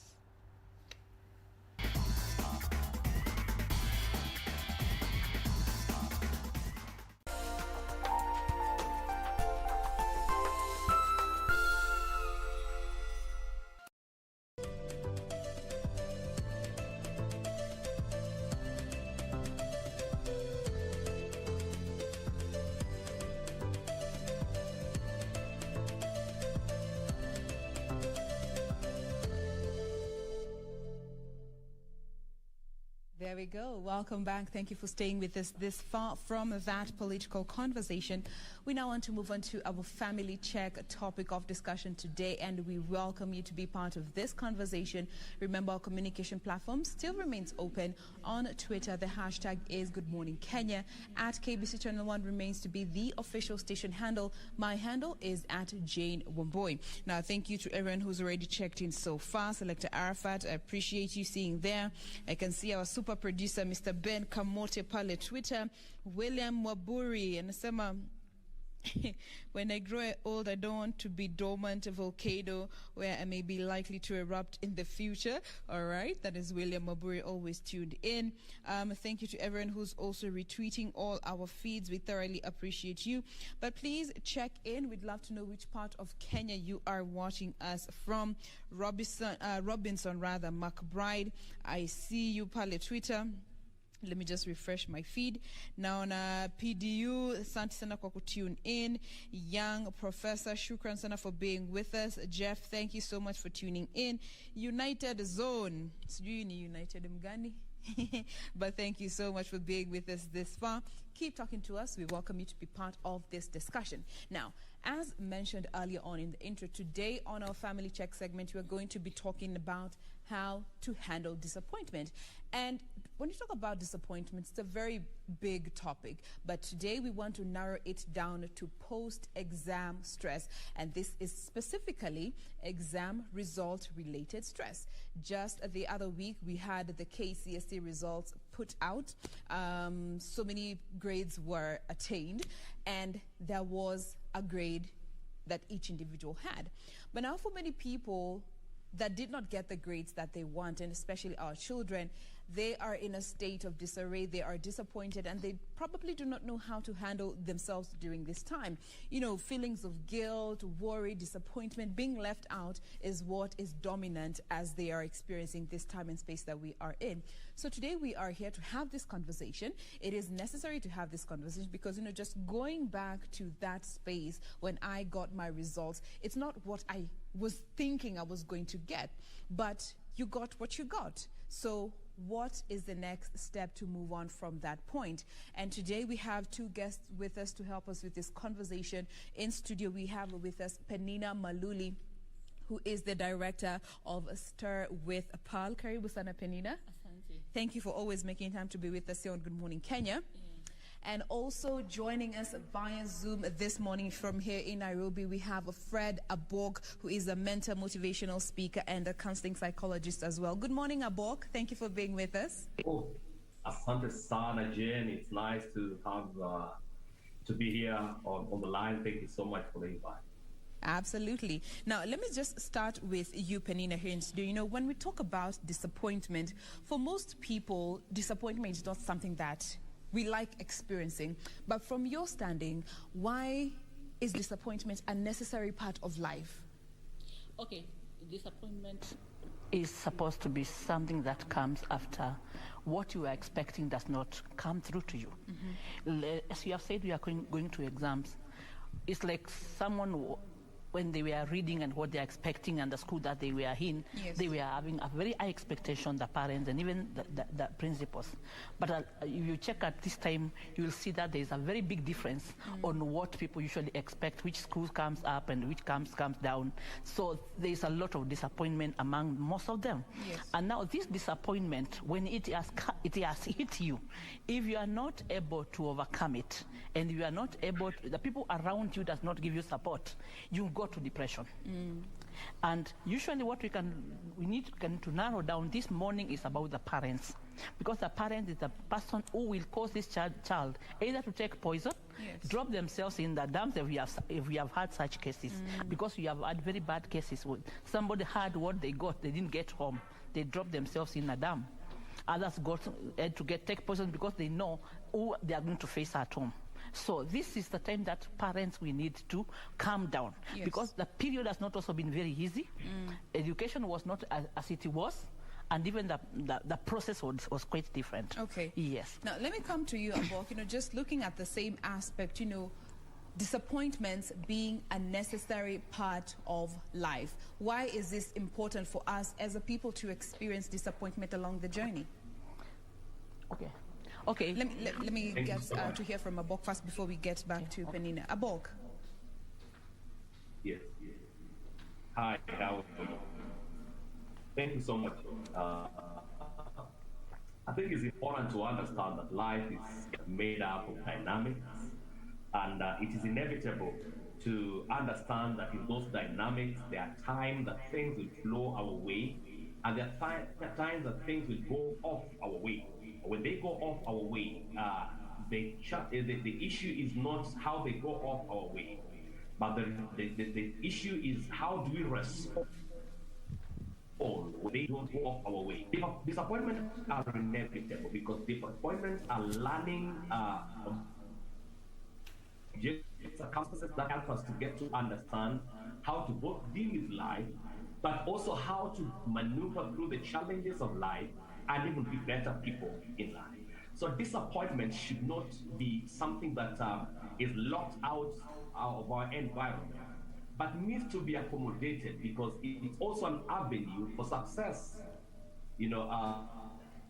I say that disappointment is another name for an appointment. So wherever you see a disappointment, you need to get yourself ready for an appointment at a certain point. So disappointment are inevitable. Nothing, everything that you see on the face of the earth today must have gone through a disappointment first.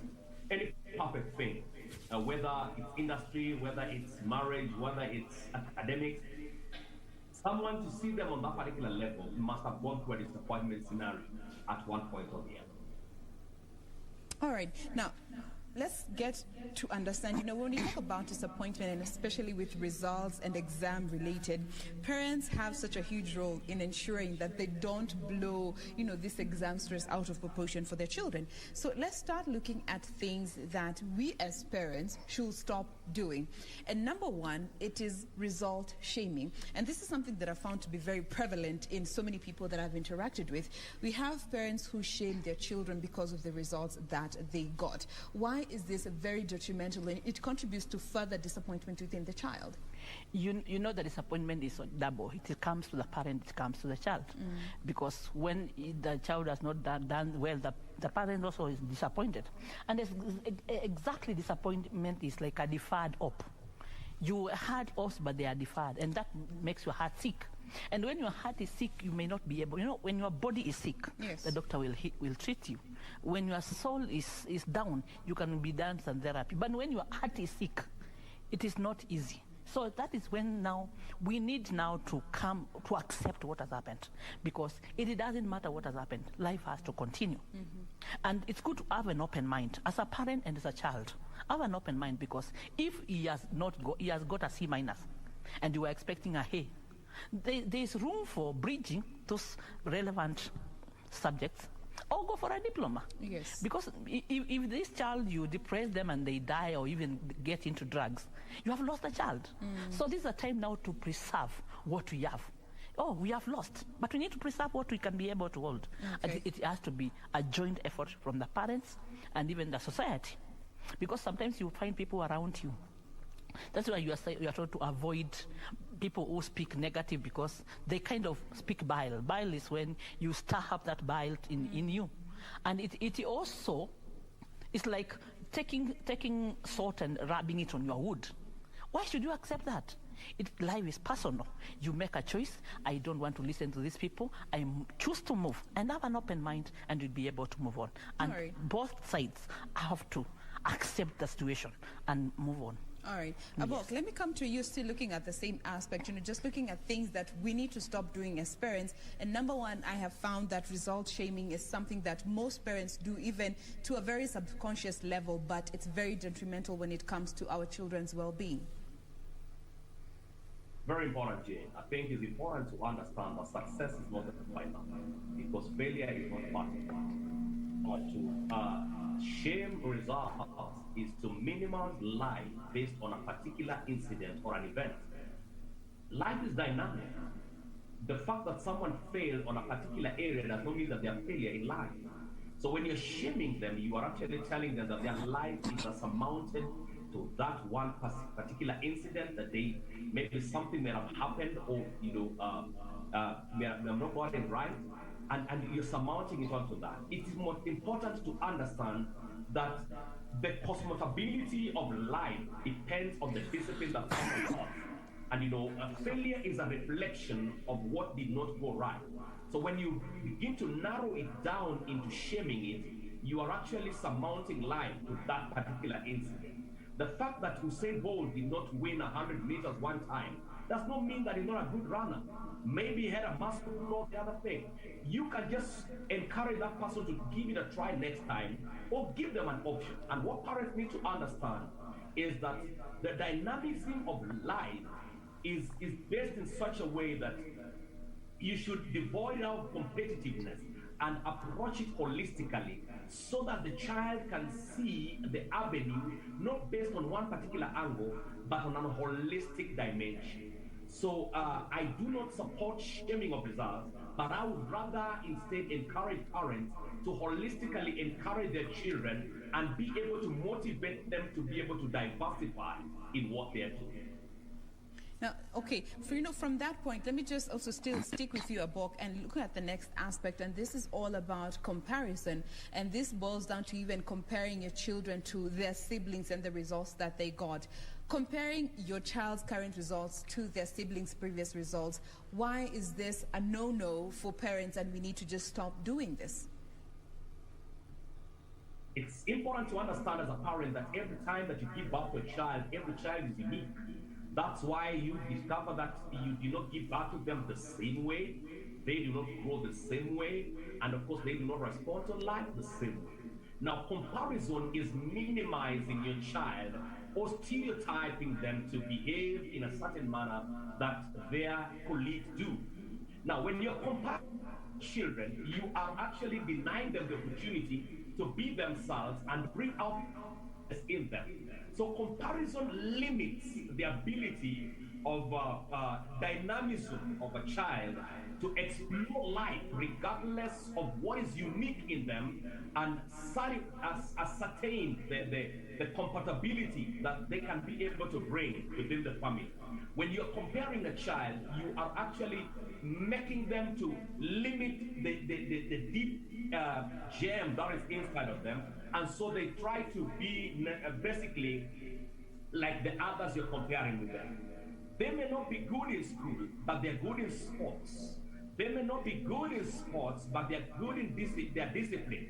So you need to look at every child based on some of the giftings and the dynamics that they have, and be able to allow them to thrive in those dynamics rather than comparing. So comparison is a no for a family to be able to thrive. All right, let me also come to you, Penina, just looking at the same aspect of comparing your child's current results with maybe their siblings or neighbors or a distant relative's result. This being a very detrimental factor to our children's coping with the results that they got. And that is very wrong, because you can never compare someone with another. Because I can give you a case study that I took this morning of a lady who happened to repeat during standard 7, repeated standard 7 twice Form 6 twice. And when she just got a scholarship to go to the US, she got pregnant. and the parents were like, so do you want to get married or you want to go to school? She said, I want to go to school. She got a scholarship to India, got back there, stayed there for 5 years, and came and became a very senior person in the government. And now she's retired. And I was looking at, surely, if these parents were looking at, this is a true failure. Standard 7 twice, Standard Form 6 twice, and now you are pregnant, and the scholarship is ready. Some people will just tell you, walk out of my home. We need to have, as parents, we need to be able to calm down and look at our children and even study them and know their strengths and their weaknesses. There are people who are not meant to for going too much in education, but they will be very strong in another area. And maybe they come to become the people that will take care of that family in a way that you could not be able to understand. If you start looking at neighbors, parents ask one problem which you don't understand. Like, I'm looking at you as my colleague. What did your child get? So I'm trying to compete with you, but I'm hurting my child. So anything that you say at that time when the results are out, those words that you speak at this time, they may hurt that child and never forgive you and never tell you. All right. Now, still looking at that aspect of, comparing the results, there comes in another aspect, and this is something that might not be as prevalent, but it's something that is still there, and it is silence. Parents who don't say anything at all about the child's results, and especially if they are not what they hoped that the child would get. Being silent. It is the worst. That is the worst. It kills. Because the child does not know what next move you are taking. Yeah. And you are also killing yourself by being silent. Because when you are silent, there is poison coming inside you, and which is also killing you. So the best thing is just to talk. Have a family conversation, have another table, and see which is the way forward, because there's a solution. And as my colleague here said, disappointment is an appointment in the other way. You never know, after this, maybe you could have gone this way, and you were supposed to go this way through a diploma and get somewhere better. Okay. Yes. Abok, looking at that aspect of being silent, and I can already see somebody who's saying silence is death for our children. Just paraphrasing, just to get TV-friendly language, silence is death for our children when it comes to our results from parents. Looking at this aspect of parents choosing to be quiet and not say anything to their children about the results that they got, and especially if they're not results that they hoped the child would get. Great. It's important, Jane, parents to understand that God has given them a responsibility. The number one is to priest over the children. Priesthood is an environment of a responsibility of governing your child by nourishing them, assuring them that they belong and they are worth, and it's possible with them, and they can make it regardless of these challenges. The number two thing is that parents are supposed to be prophets of their children. Prophets in that they need to call out the best in their children. They need to call the doctor out of them. They need to call the profession out of them. They need to call the greatness out of them. So when a parent gets silent, when a child either fails exam, they are actually, number one, to them, but also number two, they are doing an instrument service to their children in that they deny their children the opportunity to know their place in the society, live along the family. Now, a parent is very essential in that when you speak a word, that word goes forth. The Bible is clear of things that words the parents have spoken into their children, and their children became those words. The society is about your parents speaking, and your parent can tell you, I see engineer in you, I see greatness in you, and then you begin to work on that. And that's why we say that parents are lions in their children, in that whenever they speak, there's a confidence that comes out of their children, and there's an affirmation that comes out. So it is detrimental for a parent to be silent, especially in time of crisis and disappointment. Absolutely. Now that brings us to another aspect, and this is about forced repetition. Just from what you have said, when we have, as parents, we force our children to repeat the class because they didn't get the grade that we parents wanted them to get. Is this something you would tell parents to stop doing, or you would advise them to do it depending on the situation? You know, there's the issue of if you have not got the right grade, you go to the TVETs. TVETs is where you go, maybe you go, you know them, eh? Yeah, technical. So, the technical. So, it is supposed, I don't think it's supposed to be an issue of like using force. It's good to dialogue with your children. Because at that level, if you start dialoguing with them, they will become decision makers even in their own life. But if you start pushing and using your, it's like when some parents will say, I want you to become a doctor, and they want to push you to become a doctor. Yeah. And maybe by birth, you're a saloonist, and you'll become a very rich person as a saloonist. So sometimes it's not good to push. It's good to repeat if it will make any difference, but don't use force. I don't think it's good for use force. Don't forcefully make your child take the class. Especially this time, when you use force, you destroy. All right. Yeah. Abok, do you agree with Penina when it comes to forced repetition or exams, even for that matter, that parents make their children go through just because they didn't get the grades that they think are right? I agree with Penina 100%. The Bible says, come let us reason together. Now, life is about reasoning, and reasoning is about pointing out the blind spots and helping somebody to have a directive of what they need to do. We are counseling. Counseling is what I do part of my day. I do not tell people what to do. I direct them, I guide them, and I support them into what they need to do. Today's young people are looking for someone to reason together with them and help them to be able to get the direction. When you reason together with your child, you help to illuminate the things that you may have not been able to see, and then when it picks up a direction, it feels responsible for the direction.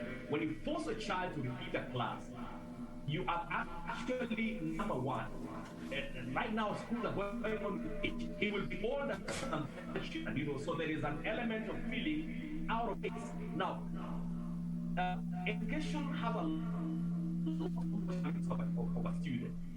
When the psychology is distorted, the mental key for this person to be able to reason and bring out the best is actually challenging. So let us reason with the student, with the child. Is there something that is optional, or if they are repeating, are they repeating out of their own initiative and not you forcing them? Let them be in a position to see the need, not. All right. Now, let's move on from what parents should stop doing, because they're not just here to point out the problems. We're also here to help out with solutions. Yes. And for those who may not know how to handle this situation, we are here to give you pointers in regards to what you can do. And number one, it starts with acceptance. Yes. How far does accepting your child's result take the both of you when it comes to alleviating the pressure that comes with disappointments? Let me start with you, Penina. Accepting is the key thing.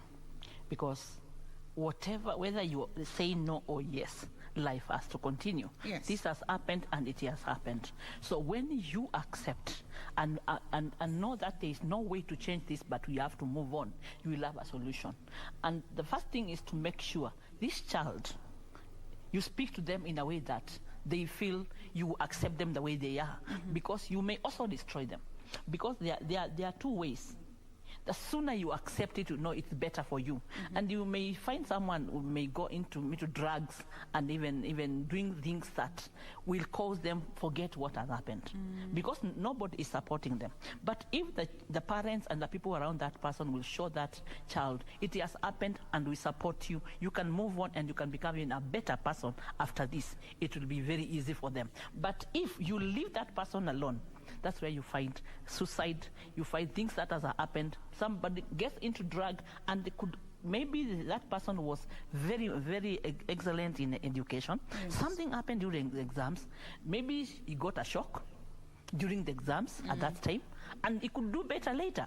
So if you destroy them because of your expectation as a parent, and expectation in the society, you destroy your child. Okay. And this is your property. It is yours. So it is you to preserve. All right. Yes, so acceptance is very key. All right. Abok, looking at the aspect of acceptance, and especially from a psychological standing, what consequences does just acceptance being the first step has, and especially looking towards the good of the child? Great. Two aspects psychologically. Number one, acceptance reflects the element of an in that this you own that yes, this attempt I did. How many people do not attempt? How many people chicken out because of fear? But you made an attempt, and you know you are accepting that an effort that I put in place. I mean, I'm not wanting the ultimate goal, but there is something that I put in place. But two is that you accept in that you resonate and you take note that you own the process, and you say, these are my results. You know, they may not be pleasing, but they are mine. They may not be lucrative, but they are mine. They may not be the standard that but they are mine. And if they are mine, what can I be able to do with them? It is out of acceptance that now you get to adjust. And adjustments come from the point of ownership. When you own something, you begin to say that is lucrative and admirable to yourself. Now, I like the fact that you brought in that aspect of acceptance leads to the next stage. And this is all about now involving your child in this conversation. And number two, getting to hear your child's opinions, regardless to whether they like it or not. Let me just pick up from where you left off, Abok. Getting to involve your child in this conversation and just hearing what they have to say as part of what you should do as a parent. Why is that vital?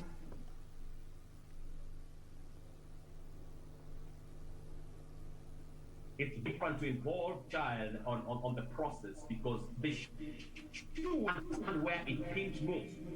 Now, being of disappointment felt by the child more than the parent, as much as the parent may actually think the feeling, but the student feels it more.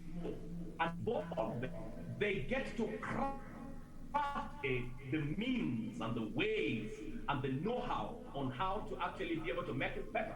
When it clicks onto them, we always tell students on our group counseling that results are feedback. If you get it well, you don't do it for your parents, you do it to yourself. When we involve our children in the process, we guide them, or we get to understand their way of crafting the way out and how they're actually moving. How are they going to advance in this situation? Because you cannot get yourself dry up on where you are. You need to move to a certain state. And moving to a certain state, it involves the individual to take a step.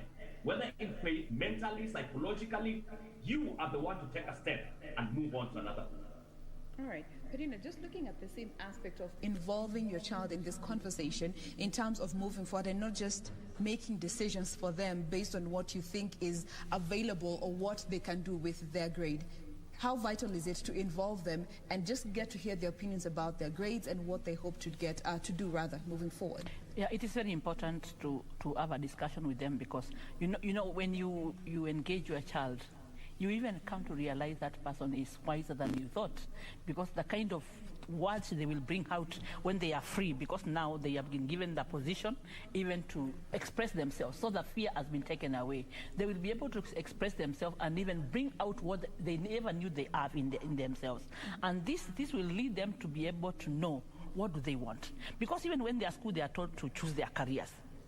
But sometimes they're not guided the right way. But when that person has gone through pain and comes back to their normal levels, they are able to know exactly what they want. And they'll be able now to make a decision. Can you allow me maybe to bridge these maybe 2 subjects that I failed? And then I'll be able to do my degree, what I could have done. Or let us agree that I go for a diploma, but not at TVET. But if it depends on how it was. But when you put it on the table, there'll be peace between you and the child, and there will be a flow. All right. Yes. Now, this next aspect involves involves parents mostly. And we have parents who go about telling everyone about their child's grades. And this might not be something that the child is open to, because again, it could have been a grade that they were not hoping to get. So would you advise parents to just be careful with who they tell their child's grades to, because you never know the intentions of the other person? Yeah, sometimes it's not as good as people think, that just opening up what your child has gone through. Maybe to you, you are happy. Yeah. Maybe to them, they are not happy. And when you discuss this and they discuss with their children, and maybe he goes out and he meets someone who, as we have said, some people are toxic in how they speak, then someone will woo that child. And maybe you say it out of good thing. The way you are talking, you are saying it out of good heart. Yeah. So it's good to be wise, to know who do you share with about your children. It's not necessary. Yeah. Not unless you know exactly what they want. Okay. Well, just looking at that aspect of parents who could be happy with the grades that the child got, but the child, on the other hand, is not happy with the same grades. So you find the parent is going about telling people, my daughter got a C+, my daughter got a B, my daughter got a C-, very proudly, but they are not considering what the child might think. Is this something you would advise parents to be careful of, especially from a psychological standing?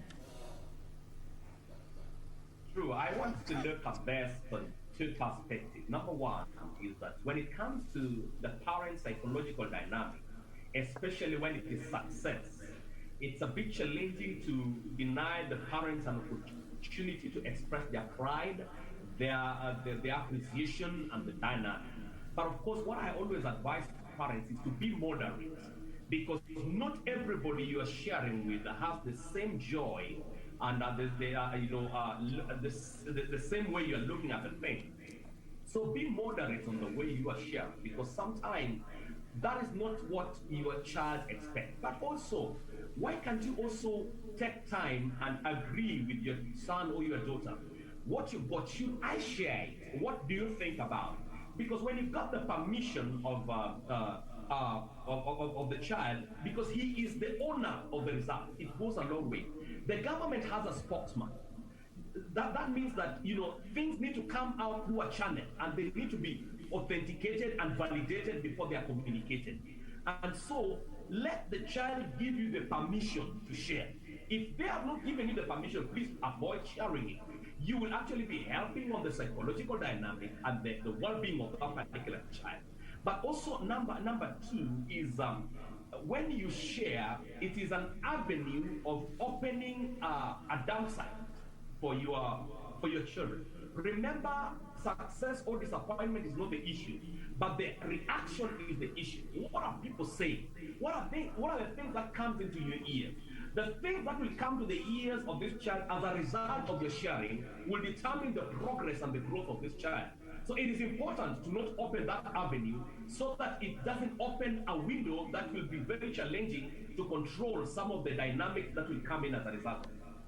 Okay. Now, looking at those dynamics that may spill in from this path that you as a parent open, when it comes to making available avenues for your child to be able to communicate effectively, would you suggest to even get professional help and even counseling for your child to help them navigate during that time, and especially if they are, you can see they're leaning towards the disappointment side? Is this something you would advise? I would advise professional counseling, because sometimes some of these things are psychological. And Jane, I deal with a lot of issues of mental health. And when I get to dig into some of the root cause of some of this mental issues, they came as a result of the way some challenges were handled on the initial stages. And so it is important to get a professional to handle some of these issues, because the repercussion could be dire in the field. And when they are handled professionally, they can be guided on in how to deal with the pragmatic situation and get the better results out of them. And so I suggest that a professional counselor is important. But also, as a parent, you are the first step that the child meets. So try to be as positive as you can, because maybe some parents cannot be able to afford professional counseling, but they can speak positivity to their child. Because every time positive walking, there is an element of towards positivity. All right. Penina, you say on that, as a parent, getting to a point where you accept that there's only so much that I can do for my child. Maybe at this point, I should get them some professional help. Is that an avenue or a path that you would advise parents to consider when it comes to helping their children post-exam stress? Yeah, it is very important. If you feel that the way you address your child, you are not accessing that child, and maybe you are not giving the solution, you may get professional, or you may get someone who is close. Could be the pastor, could be the youth pastor in their church. But someone the child trusts? Someone that the child trusts. Maybe you may take them to a professional, a psychologist, then they will fear even to express themselves. But if you get someone that they trust and you see they are close to, they'll be able to open up. Okay. Yes. Now, when it comes to helping your child move forward and making a plan together and just looking at the available options, at how soon do you think parents should start looking at this option? Just looking at that space after you've gotten the results, how soon would you advise parents to start looking at available options for the child with the grade that they have gotten? And immediately after the exam, the parent also get struck, and they are also disappointed. Yes. So it's the first thing the parent must overcome their own disappointment and accept to be able to help their children. Now, immediately, I don't think there's need to take long, because you don't know what action the child may take. The first thing is to bring a close person. Yes. Is a relative, because children always have someone close in the family that they trust. That you can be able to identify such a person to be the first person to use. Yes. All right. Now, when it comes to just reassuring your child, and let me just get your opinions on this, Abok, the role that reassurance plays from the parent, especially the role that just you as a parent reassuring your child has to do, and especially looking at the fact that you have a critical role to remind them that this is just a grade and it doesn't really determine or predict or give a future that has been cast on stone. Your parent as a reassurer for your child. Very important to reassure the child, because on the pressure they have anxiety. Anxiety is. All right, we seem to have lost Abok there, but we'll be getting back with him as we draw nearing to the close of this conversation. But let me just come to you, Penina. You know, as a parent, understanding that you have a very critical role in reassuring your child, and especially with the fact that the grade that they have gotten does not mean that their future is cast on this particular stone. Yeah, grades are just grades, and you can get other grades later, even better than that. So the most important thing as a parent, if it's my position as a parent, is to show this child that this is not the end of the road. We can get something better. So we need to sit down and agree. Do you need to repeat? Do you need to go for this or this or this? And then on a mutual ground, it will be very easy, and the child will have accepted, and it will be very easy even for them to be very happy, even if there are two or one of them. You know, you may having two candidates at the same time. Yes. But let's say it's one. If you have overcome that and you have been able to sit down, agree together, and say this is the way to move on, that child will be able to even help others. Okay. Yes. Now, as we close this conversation, I see Kezia here on Twitter saying parents need to stop lying to their children that they passed all the classes that they had.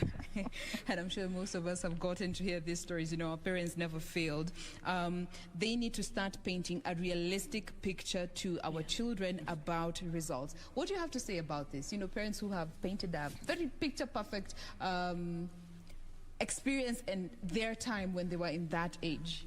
Yeah, people that doesn't like to say the truth, but it's good to speak the truth. If you find even they are done better than what you did, congratulate them. I'll tell them that you did better than I did, and I accept this. So what you can be able to do better, I'll support you to do this. But now saying lies is not good. Okay. But it happens. It happens. All right. I also see Linda saying parents should also normalize allowing their children to choose their own path. If they want to go to college, let them go to college. If they want to start working, let them work. Si lazima kila mtu apitie college just because you did or because society dictates that. And I'm told Abok is back with us online, and maybe Abok, you could respond to this. Parents allowing their children to either seek employment immediately after high school or go to college. Allow them to do that and just not force them to do what they think they should do because society says so. Allowing children to do what they want to do after college, if I get you right? Yes, you know, for those who want to seek employment immediately, to be allowed to do so, and if they want to continue with college, to also be allowed to do so and not stick to the script that society has. Yeah, I think the most important thing is to help the child to bring out the best out of them. And this can only be done when there is a proper assessment of the child by, you know,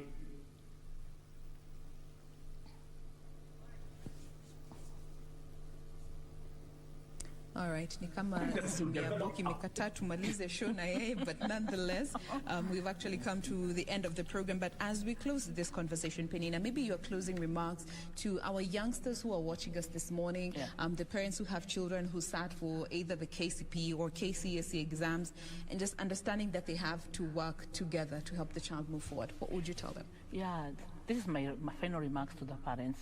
It's good to work together with the children, have a dialogue with the child, especially this time because of the pressure and the peer pressure that we have. It's not like our own times when it was not as it is today. So if it is possible, have time with the children, have a dialogue with them, and talk about what is happening. For those who have failed, that's not the head of the road. That's just a grade, and maybe something happened to you during your exam and you are not able to get it. There is always a way. You can bridge, you can go to diploma, you can go to TVET, and there's always a way, and God will give you the way out. All right, and there you have it. I have nothing much to add on to that. We have been speaking with Penina Maluli, who is the director of Star with Pearl. And we've also been speaking with Fred Abok, who is a mentor, a motivational speaker, and a counseling psychologist as well, who had joined us via Zoom. This has been all about dealing with disappointment and more specifically, coping with exam result stress. Help your child navigate these waters, and at the end of the day, you will both live to appreciate your efforts during this space and time. On behalf of the Good Morning Kenya crew, we want to wish you a lovely day ahead. Did you enjoy the rest of your viewing? Be sure to join us again tomorrow morning right here on KBC for another fantastic edition of Good Morning Kenya. My name is Jin Wambui. Have a lovely day.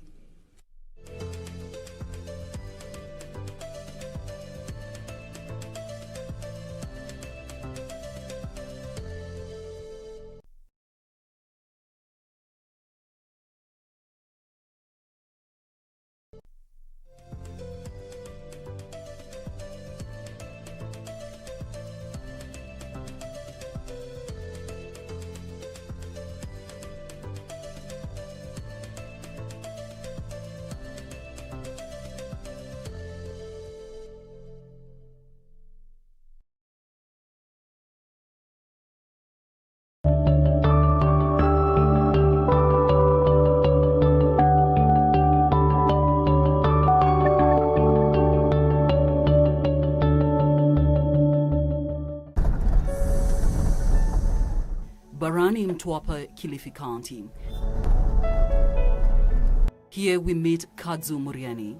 Muriani is the mother of 6. She's also a grandmother. Her 2 daughters gave birth while they were in school. Si mara ya kwanza, si nimekuonyesha chengine hapa. Kisha kwa kikubwa. Kwa hivyo mimi nimepitia, si mara ya kwanza huyu. Kile nilichokuonyesha kile, mamake yuko darasa la 7, nimelipa pesa za mtihani, ananiambia nikakalie mimi mtihani. Her son also impregnated a girl who has since moved in with her baby. She now has to take care of 3 grandchildren, all under the age of 2. Muriani, however, attributes teen pregnancy in this region to high levels of poverty. Mzazi pengine utakuwa huna mpango nyumbani, kwa kuwa ale ndio atamfuata baba kama huyu. Amwambie akimpata kama huyu, atamwambia twende kununulie viazi, ndio tayari atamfuata. sababu we mwenyewe huku huna mpango na akiangalia nenda kununuliwa nishibe, si ataenda. Rebellion and sheer generational indiscipline, she says, is equally to blame. Watoto wa siku hizi si kama wa zamani, si kama sisi tulivyolelewa sisi, vile na waonavyo, si kama sisi. Manake sisi wakati wetu tuwasichana, hutakubali mamako aingie jikoni apike sima na uje ukae wewe ule, alafu mwache vyombo pale akavieke ama aoshe. Lakini wa saa hii unamsongea sima vizuri na amekaa, aje achukue sima ale na kuache hivyo vyombo. She portrays a picture of a mother giving up on her daughters. Sasa utaambiwa nipe simu, hutajua mtu anaongea na nani. Nipe simu, pengine nipe nicheze game. Haya unampatia, wewe pengine una kazi yako, hutajua inafanywa nini. Kumbe mtu yeye anapigia mtu wake, akimaliza kupiga. Kama mimi ambaye sikusoma, hata sitasoma hizo message zao, pengine zimefutwa, utapata nini? In Ganze, we meet the family of Sikubali Mutoi. His 15-year-old daughter gave birth a week prior to this interview. It's not been easy for the family. Niko nayo, nilikuwa niko kwa kazi. Nafanya kazi ya nyumbani kwa somesha wao. Sasa tangu juzi nimeketi.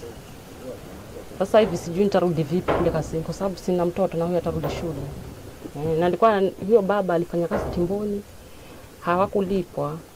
Tangu Januari hajafanya kazi, amekaa hapa. Anasema kule paka pesa zake zitoke. Sasa mimi ndimi nafanya kazi kwa somesha wao. Sasa hii nimepata mtoto. Sijui sasa atafanya njia gani hapo katikati. At the Ganze clinic, I meet these three men. They echo Mama Muriani's sentiments. Sasa zile mila za zamani ambazo hapo zamani tulikuwa na makome. Makome ni ile dhome. Watoto wa kike walikuwa ikifika hiyo doni ile saa 11, saa 12 wanaenda chukua kuni, wanaweka hapo, alafu kuna wale wakina nyanya wanawapatia mawaidha. Sasa hizo mambo ni kama imeisha. Ni kila mtu ni .com. Ikifika hiyo jioni kilo moja ana mwelekeo wake anaenda. Poor housing in this area is also another challenge that has seen children's sexual debut set in earlier. Tuna upungufu wa nyumba ni ndogo. Unaona? Walala pale na bibi yako, watoto nao wanalala hapa. Unaweza kusema watoto wamelala kumbe wanakuona zile habari zako ambazo unazipeana hapo kwa bibi yako. Mtoto naye anachukua advantage. Unaona? Mzazi wa kijana wa kiume una changamoto. Sikubali Kazungu holds there's high level of indiscipline among the younger generation. This generation, these men say, does not listen to the counsel of the elders. Sisi kama wazazi, unapoonya mtoto wako kwa kumshauri, inafikia wakati sasa mtoto hajasikia, inabidi umuongeze kiboko kabisa, ndio akuelewe zaidi. Na ajue kwamba ni kweli huyu baba hili jambo hataki. Lakini sasa kulingana na sheria yetu ama katiba yetu sasa kufikia sasa ni kwamba mtoto ni kana kwamba hakuna vile ambavyo unaweza kuadhibu mtoto. Sasa hii hali ya kuboko kuondolewa kwa mtoto imetutatiza sana. Watoto wengi wamekuwa na viburi. Inakuwa sasa hata jambo ambalo wewe kama mzazi unale halifai, analifanya kwa kiburi kabisa mtoto. Other key contributors of teenage pregnancy in this region, according to Kenneth Miriti, who works at the Department of Health in Kilifi County, are cases of incest, fish for sex, boda, who are perpetrators and enablers of the vice. I have interacted with the boda riders who will tell me, you tell us we are the ones who are causing this problem, but we deliver the girls. So, like a person like me would send a boda to Mtuapa to bring a girl to Kilifi, and then in the morning, very early in the morning, he takes the girl back to. So the bodas are not only perpetrators but are also enablers of these problems. In Kisumu County, Seme Sub-County, we met Thomas Mboya. He is a father of 5 and now a grandfather.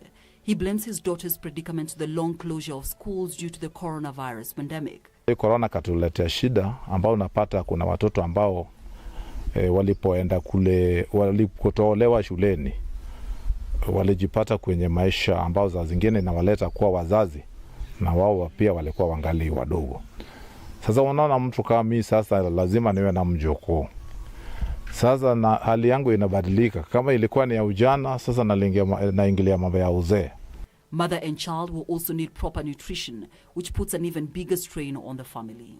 Regina Mulama, also from Kisumu, holds that the inability by parents to provide especially for their daughters is a contributing factor. Tuseme hii mimba ni kwa sababu tu wazazi wengi hawana mapato. Sasa saa hizi tuko na shida mingi ya fedha. Unakuta mtoto labda anahitaji kitu fulani na sina hiyo pesa. Mtoto anaenda nje anajaribu kuongeleshwa na marafiki na anampea labda pesa fulani. At the Pamoja CBO in Seme, Kisumu County, the organization, which has been in operation for the last 13 years, works for girls and young women between the ages of 10 to 24 in areas of reproductive health, education and sanitation. Judith Owor shares the struggles they face in supporting especially teen girls who need to go back to school. We've had cases whereby parents are not able to support these girls to go back to school. And as an organization, there is nothing we can now be able to do other than just advocating for girls who are pregnant to go back to school, but with the parent part. Who is going to take care of the child? It is the parent's responsibility to now pick the part of being the mother to this child while her child is going back to school. So most of the parents find this difficult. Tomorrow, on the third part of this series, we take a look at the teenage pregnancy statistics globally and also in the country.